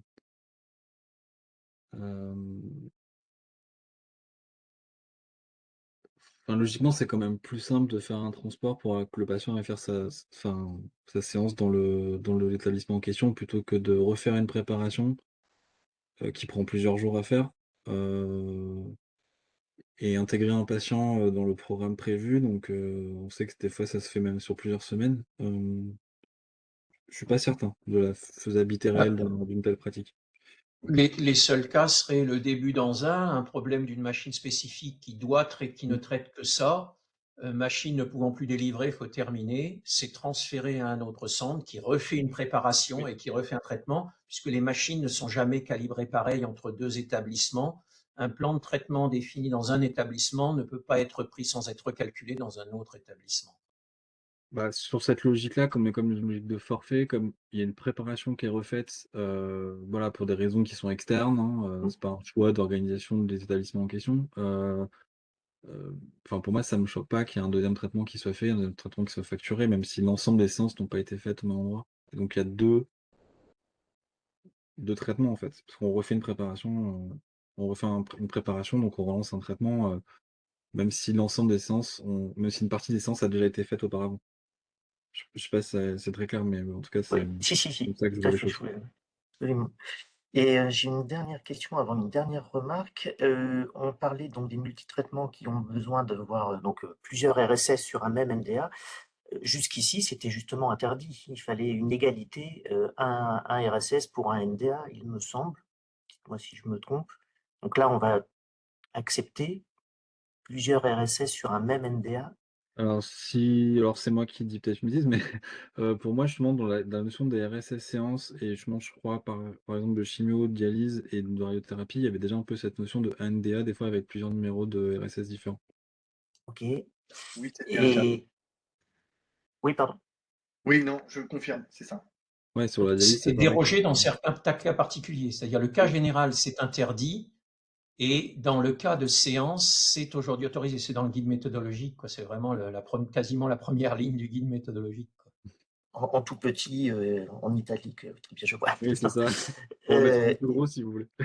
et Tant qu'à faire. et donc, Mais ces multi-traitements sur un même NDA, est-ce que c'est obligatoire? Je veux dire, si pour des raisons organisationnelles, techniques, machin, un truc chouette et cetera, un établissement ou un éditeur, décide de faire plusieurs séjours, donc un séjour par traitement et justement parce que là, pour le coup, les actes, ils seront adressés sans aucune ambiguïté sur le bon séjour.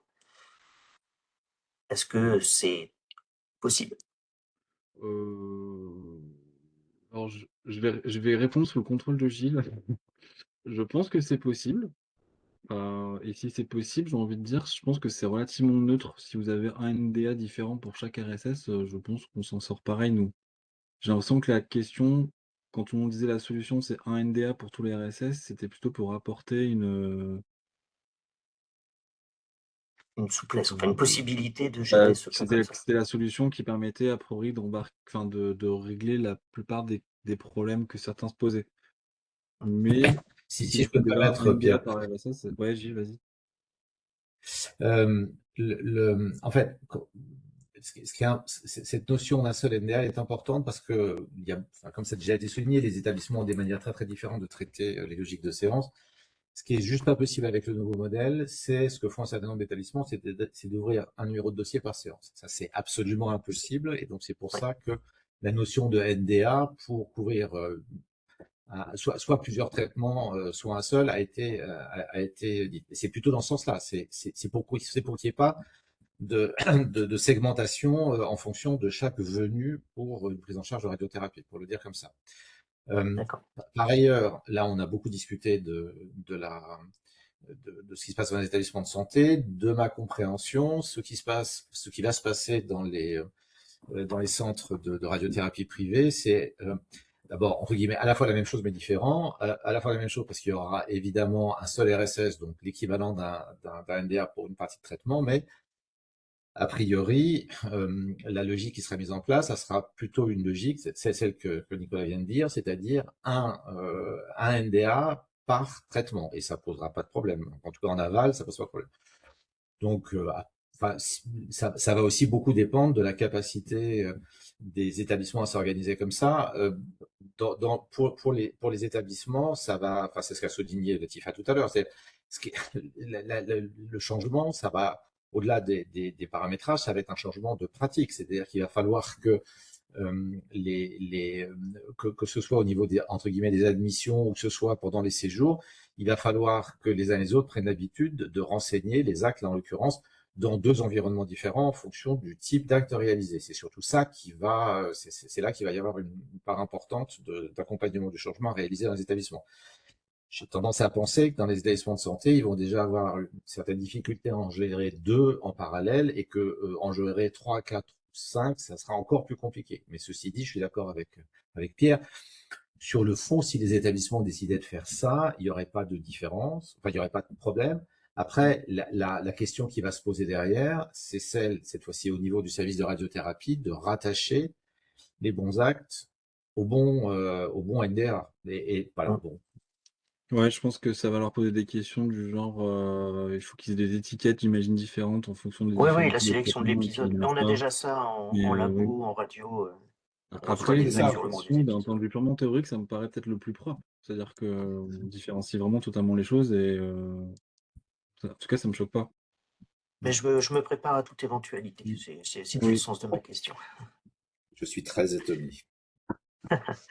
Et une dernière remarque me concernant, c'est par rapport au fait d'avoir plusieurs RSS sur le même séjour, ou en parallèle, enfin, ouais, non, sur le même séjour, on parlait effectivement des séances, j'entends bien. Par contre, la nouveauté, enfin, en tout cas pour nous, ce que je perçois comme nouveauté vraiment difficile à résoudre, c'est la concomitance de RSS. C'est-à-dire qu'aujourd'hui, on sait à faire des RSS, plusieurs RSS sur un même séjour, mais ils sont séquentiels. Ils sont les uns après les autres. Donc, ils sont uniques par leur date, ils sont uniques par leur UM, Mmh. mais ils ne sont pas chevauchants. Voilà. Et des RSS chevauchants, comme nous, la clé d'entrée, c'est la date, et ben, ouf, nous verrons bien. Voilà, c'était juste une remarque. C'est le comment, et ben ça, c'est notre problème. Bah, est-ce Ça que fait partie des justement, il faut vous difficultés. rattacher ça avec l'histoire de la confirmation de codage que nous on met dans la fonction groupage? C'est-à-dire qu'il faudrait qu'il y ait une confirmation un peu dans le GLPM ici enfin, ça pourrait être lié, quoi. Enfin, je me rends pas bien compte, mais bon. Mais je comprends bien que c'est sûr que c'est pas la même chose. C'est assez équivalent, c'est-à-dire en effet, vous avez des RSS dans le même NDA et ils étaient en série, maintenant ils passent en parallèle, quoi. Mais Ouais. Oui, enfin, c'est effectivement j'allais dire la grande innovation par rapport à ce qui a été fait pour le SMR et ce qui va être fait pour la dialyse, où il va y avoir une bundleisation du financement, mais sur des périodes qui sont des périodes séquentielles, c'est-à-dire sur lesquelles il n'y a pas de changement. Là, effectivement, ce qui le point, la grande différence par rapport à tout ce qui a déjà été fait jusqu'à maintenant dans ce cadre-là, c'est le chevauchement, ça, on est bien d'accord. Merci. Je termine tranquillement la présentation parce que je vois que l'heure tourne et on prendra les dernières questions qui restent, pour être sûr qu'on vous dit bien tout ce qu'on avait à vous dire. On arrive vraiment sur la fin. C'était un peu pour la suite des travaux, bon déjà au moins jusqu'à fin mars, mais je pense qu'il y aura des travaux qui vont être plus longs. Donc déjà sur la partie modèle de financement, ça vous concerne pas directement, mais on est en train, avec la DGOS, de finir de valider le modèle, avec les derniers retours des fédérations hospitalières et des radiothérapeutes qui est prévu pour le 13 février. Donc voilà, ça va, entre guillemets, arrêter d'évoluer. Et on pourra préciser toutes les règles de gestion de différents cas particuliers. Il nous reste à voir certaines choses, hein, comme les traitements mixtes qui mélangent plusieurs techniques en même temps, les gestions des pannes et des maintenances des machines qui vont peut-être refaire des préparations en cours de route et les reprises de préparation. Voilà, ça, je pense qu'il faut qu'on en discute un petit peu avant de vous dire exactement sur ces cas un peu particuliers comment gérer ça.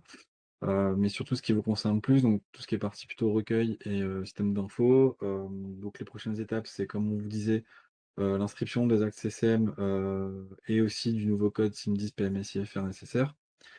stabiliser la liste des variables qu'on vous a présentées, et surtout leur définition, leur périmètre, leur format, pour qu'on puisse vous le communiquer, sous un format dans le RSS. Qu'on confirme aussi les consignes de codage de toutes ces variables, de ces données et de ces codes en DS, et qu'on finalise, les spécifications, techniques que vous nous demandiez. Donc on reste sur le rétro-planning fin mars, donc en effet, il nous reste 2 mois, c'est serré, mais on est motivé, hein. On vous voit aujourd'hui pour ça justement, et la question se pose, est-ce qu'il y a besoin de faire peut-être un travail de tout ça, un peu en co-construction avec des éditeurs volontaires pour nous aider à finaliser ce document? Hem, voilà, c'est un peu l'interrogation, hein, vous n'êtes pas obligé de nous répondre aujourd'hui, mais ou voir comment vous voyez les choses peut-être pour travailler conjointement, et sûrement, ce qu'on vous propose aussi, c'est peut-être de reprévoir bientôt, des nouvelles réunions, peut-être début mars, début avril, ce qui permet de cadencer un peu les travaux jusqu'à le rétro-planning de fin mars, hem, pour bien voir l'avancement, et voir si on dépasse un peu ce rétro-planning, et et pareil, qu'on puisse rediscuter éventuellement vos retours après toutes ces infos, vous allez sûrement peut-être rediscuter en interne, les impacts et identifier de nouvelles difficultés. Voilà, donc c'était peut-être ce qu'on proposait à ce stade. Et après, à plus long terme, voilà, c'est pour vous dire qu'on le perd pas de vue, c'est pas dans l'objectif 2027 parce que on est sur ce mode un peu dégradé. On n'est pas dans le truc idéal, mais le format idéal, ce serait quand même qu'on puisse, voir, pour faire évoluer conjointement, les logiciels métiers radiothérapie, pour permettre, le codage de ces nouvelles données à recueillir directement par les cliniciens au moment des préparations, des consultations et cetera, et que ça puisse être véhiculé ensuite, heu automatiquement, en intégrant ces nouvelles données dans les standards d'interopérabilité, et donc pour ça, il y a pas mal de travaux à mener, donc c'est ça que ça prend du temps, c'est le faire catalogue de toutes ces données à saisir, à échanger, évaluer l'impact sur le schéma d'urbanisation des établissements et identifier les flux à créer ou à faire évoluer pour que vous puissiez véhiculer tout ça automatiquement. Voilà, je lancerai pas de calendrier parce que ce n'est pas à ma main, mais voilà, qui sera, j'imagine, d'ici quelques années, et en attente, et là, je le fais peut-être en point d'interrogation, je sais pas si on le discutera aujourd'hui ou une prochaine fois, c'est peut-être prévoir une possibilité d'extraction de données du logiciel métier radiothérapie, qui soit pas tout à fait automatisé, mais que le DIM pourrait récupérer et qui lui permettrait peut-être de faire son codage manuel dans les RSS ensuite. Je sais pas si c'est pas aussi une solution qui pourrait permettre de faciliter certaines choses, et je sais pas quel est le calendrier qui pourrait être envisageable côté radiothérapie, mais il y a pas de vous avez pas de forcément de réponse à apporter aujourd'hui, faut peut-être y réfléchir. Voilà, je sais pas ce que vous pensez de tout ça. Alors, je pense qu'il y a plusieurs sujets. Est-ce qu'il y a encore des questions? Éventuellement, on les reprend, et après, comment vous voyez les choses pour la suite? Je sais pas si tu avais vu d'autres questions, Fabrice, dans le chat, parce que j'ai perdu un peu le fil. Excusez-moi, j'ai une interrogation ou peut-être une incompréhension, mais euh, j'ai bien compris, on fait un RSS par combinaison finalement de techniques qui est portée par l'acte CCM et de ce que vous appelez des fois localisation indication qui est portée par le diagnostic relié. C'est bien ça? Mmh. Oui, alors D'accord.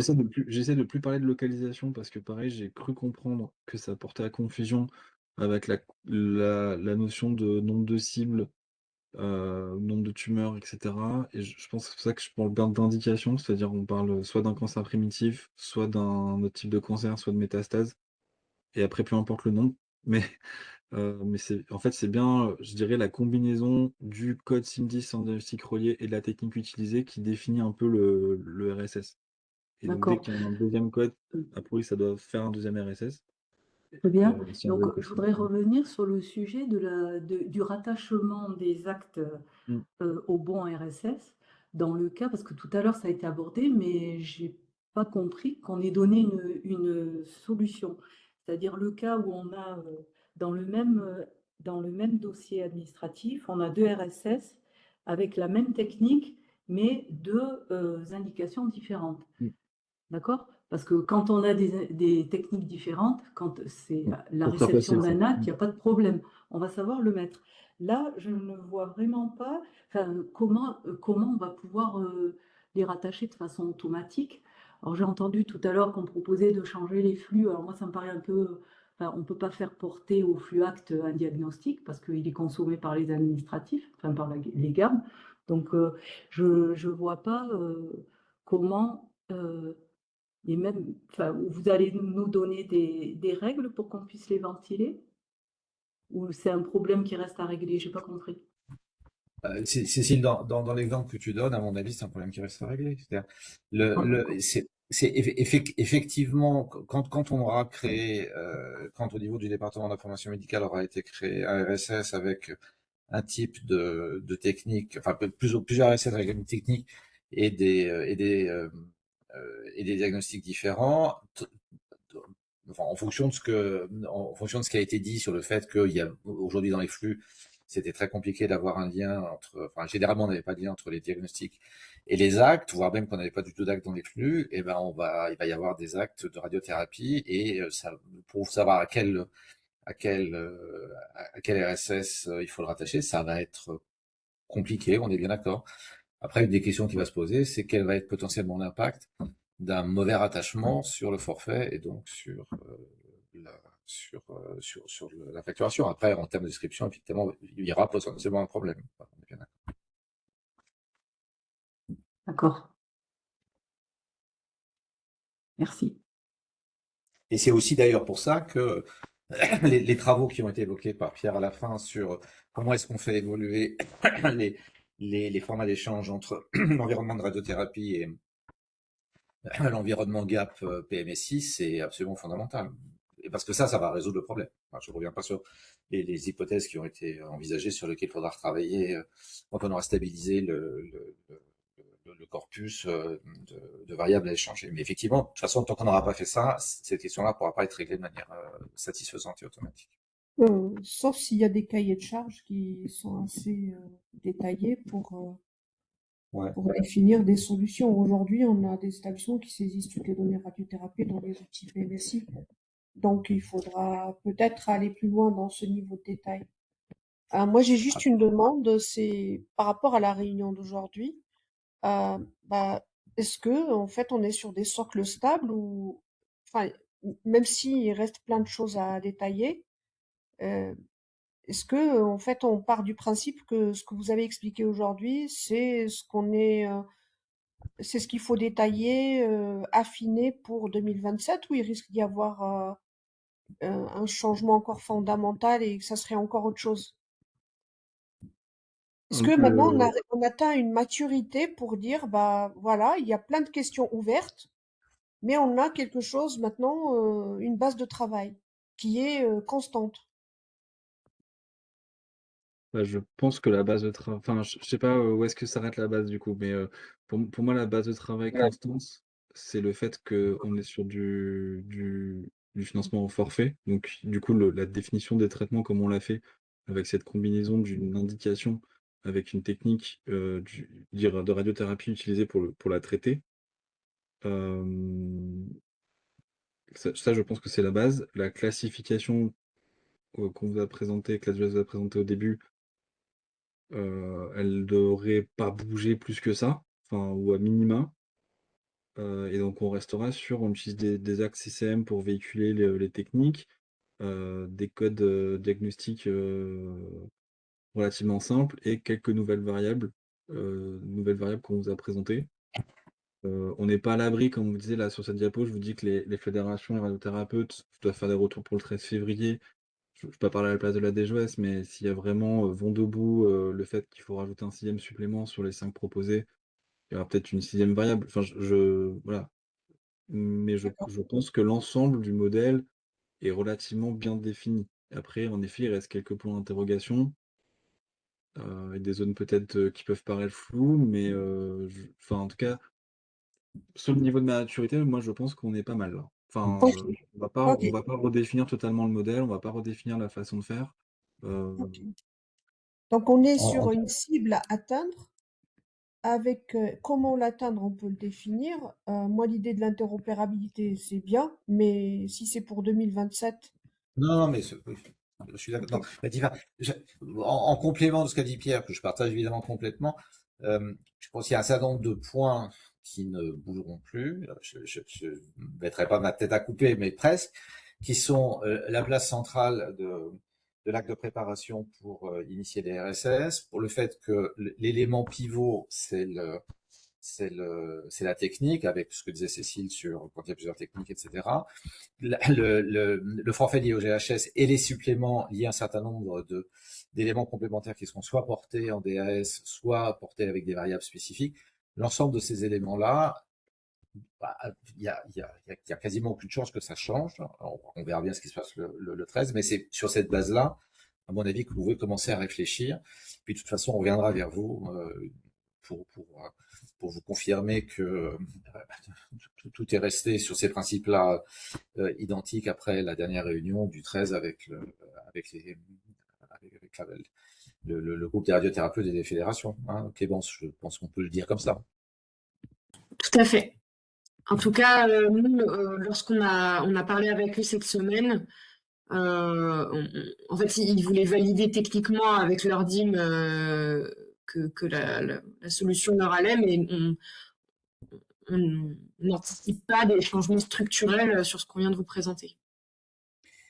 Et si je peux me permettre, je vais être plus dynamique et plus affirmatif que Pierre sur la fin de cette diapositive. Je pense que nous avons tous intérêt, vous, éditeurs, et nous, à la DGOS et à la TIH, que se mette en place une dynamique de partage du document de cahier des charges, qui est celui sur lequel vous finirez par formaliser vos développements.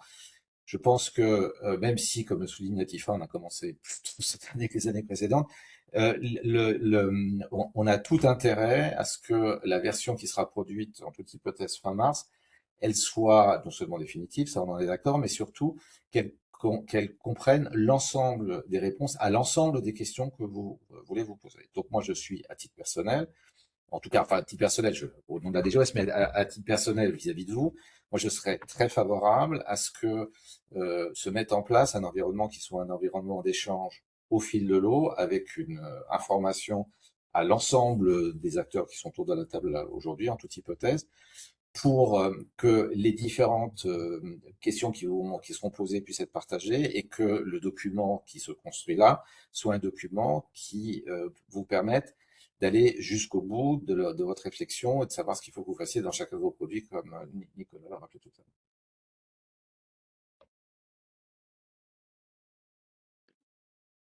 Je crois qu'il y a quelques questions à reprendre dans le chat encore. Je sais pas si Fabrice t'en as une sous la main, sinon je vais fouiller un peu, mais.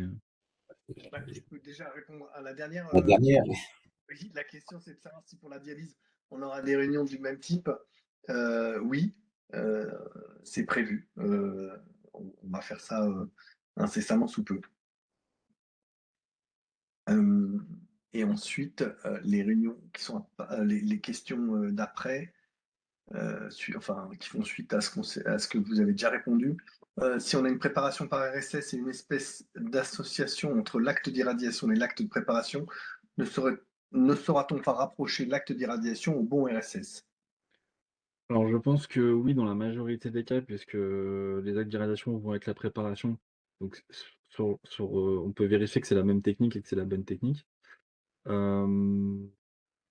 je dirais que par contre, comme on disait tout à l'heure, il y a juste un cas particulier qui marche pas trop, enfin au moins, c'est le cas où la même technique est utilisée pour les 2 indications et à ce moment-là, vous aurez les mêmes actes pour les 2 et du coup, potentiellement, vous saurez pas lequel, va avec lequel. Mais comme ils sont en double, je dirais que c'est peut-être là où ça peut jouer, en disant: «Bah, on est censé avoir, 2 actes de la même, technique. On sait qu'on a 2 RSS, donc on doit en véhiculer un dans chacun». Mais sinon, ça va en binôme, quoi. Donc c'est-à-dire que dans l'exemple, traitement multiple qui est presque simple, si on a par exemple, un traitement d'RCMI sur un primitif et de la stéréotaxie sur une métastase, cérébrale ou pulmonaire, on aura un RSS pour le primitif où les actes de RCMI, bah, du coup, ils seront forcément mis sur l'acte de préparation d'RCMI de ce RSS. Donc on associe tous les actes de RCMI à ce RSS et à l'inverse, tous les actes de stéréotaxie iront dans le deuxième RSS qui est une préparation de stéréotaxie dans lequel on met tous les actes d'irradiation de stéréotaxie. Donc il y a une association possible, en effet, enfin je pense, je ne vois pas exactement concrètement, mais il reste ce cas où c'est la même technique partout et là les nouveaux Si je peux me permettre, je serai un tout petit peu plus restrictif. Tout va dépendre des consignes qui vont être des consignes de production d'actes en amont. En fait, si on a 2 RSS avec la même technique, si sur une même journée, on envoie 2 fois l'acte, il y en a un qui va être attaché à chaque technique. La question, à mon avis, elle se pose plus si on a 2 RSS avec la même technique et uniquement un acte qui arrive un jour donné. À ce moment-là, la question, c'est de savoir à quel des 2 RSS l'acte doit être raccroché. Et c'est là où on a un vrai problème. Sinon, si on a autant d'actes sur une journée que de RSS avec cette technique-là, grosso modo, on en met un à chaque. Et à mon sens, ça doit être moins compliqué à traiter que le cas où on en a plusieurs, etc. Bah, c'est traité comme un hasard, quoi. C'est pli-pouf, mais dans Oui, l'un, c'est ça. pli-pouf. C'est ça, oui, on est Mais d'accord. oui, voilà, c'est pas du. Oui. Et c'est pour ça que je disais, en fait, derrière, même si évidemment, c'est pas satisfaisant, mais si par ailleurs, l'impact est sur, l'impact sur la valorisation est, on va dire, limité, dans un premier temps, sachant qu'il va falloir le corriger, mais Oui. dans un premier temps, je suis pas sûr que ça pose un problème majeur pour la mise en place d'un système qui est quand même Oui, très donc dur ce par rapport au que ça revient, c'est de se dire finalement, bon, on met plein de choses dedans, mais ce qu'on prend en compte, c'est l'acte de préparation initial qui va être unique, et puis c'est lui qui qualifie tout, quoi. Enfin, j'aurais tendance à le penser comme ça aussi. Voilà, donc ça, en résumé, c'est dire, bah, finalement, le reste, on fait ce qu'on peut, mais on n'a pas besoin d'une qualité de codage sur le reste à partir du moment où la préparation est bien codée. Ouais, je dirais que s'il y a une séance Si tant d'irradiation est qui qu'on est soit pas dans un douée, environnement où le rattachement des actes n'a pas d'impact majeur direct sur le montant du forfait. C'est à cette limite-là. Mais une fois de Par plus, contre, si, voilà. ce qui pourrait être envisagé, parce qu'il faut bien lancer, ça, à moyen terme, évidemment, ça n'est pas acceptable. Il faudra le corriger pour avoir quelque chose qui soit réellement représentatif, ne serait-ce que pour faire éventuellement des études pour faire évoluer le modèle. Mais dans un premier temps, on pourrait imaginer que parce qu'il y a besoin de lancer et que ça va pas être simple, voilà, on puisse avoir une certaine forme de tolérance, comme le disait Pierre, sur les éléments entre guillemets facultatifs, qu'il va falloir dans un premier temps, dont on pourrait considérer que ne sont pas prioritaires dans les changements des procédures, mais qu'il va bien falloir, pour lesquels il va bien falloir travailler à ce qu'ils soient systématiquement renseignés, là aussi, pour pouvoir faire évoluer les modèles.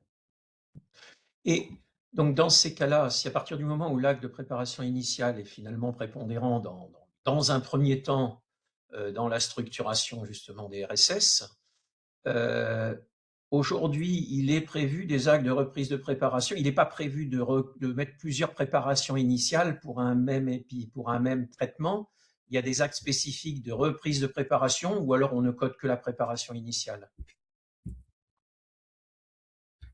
C'est une autre question à laquelle on est en train de réfléchir, dirait Pierre, non?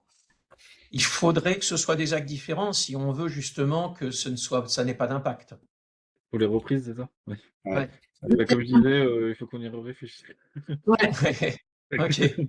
Parce que si Mais oui, c'est les mêmes, mais cette honnêtement, on a la logique, même lecture du problème. C'est que si c'est les mêmes, cette logique. Voilà. Oui, je sais Dans bien, la on lo- est d'accord. si dans On la est d'accord. logique de l'acte de préparation déclenche un RSS, globalement, ça va être un peu ça le truc, quoi. En effet, il faudra des actes différents pour les reprises. Donc quelque chose qui permet de différencier un acte de préparation initiale d'un acte de préparation de reprise. Dans ces cas-là, la dernière supposition est la bonne, quoi. C'est structurant par le premier acte de préparation qui va créer le RSS dans un NDA. Et dans ces cas-là, effectivement, si la facturation se fait quasi, quoi, si elle peut se faire à 100% sur ça et que le reste n'est que descriptif, et qu'on peut, ouais, c'est un peu plus. Voilà. En tout cas, la question que vous posez, c'est une question que nous nous sommes posés aussi et sur laquelle on est en train de réfléchir en fonction. Enfin, il y a un certain nombre de facteurs sur lesquels c'est pour ça qu'on n'en a pas parlé là, mais ça fait partie des questions. Ah ouais. En fait, Non, c'est mais des du petits coup, cas voilà. particuliers qu'on a mis dans les coins, et comme on voulait quand même arriver aujourd'hui avec quelque chose de bien construit pour la base, on a un peu occulté pour l'instant les petits problèmes dans les coins. Mais on les a en Voilà, tête. mais c'est bien, c'est que finalement, c'est que il reste il reste des questions principales sur les coins, ça veut dire que le reste, il semble quand même tenir. Merci. Ça vous rassure. Je sais pas s'il y avait d'autres questions, je crois qu'on a fait à peu près le tour. Moi, j'en ai pas d'autres depuis, La Ouais, dernière c'est vue, juste là, qu'on et celle d'avant, moi je pense qu'on y a répondu à toutes, même si pas directement, mais oui, dans c'est les toujours un questions peu posées. c'est toujours comment on véhicule les actes au bon endroit, quoi.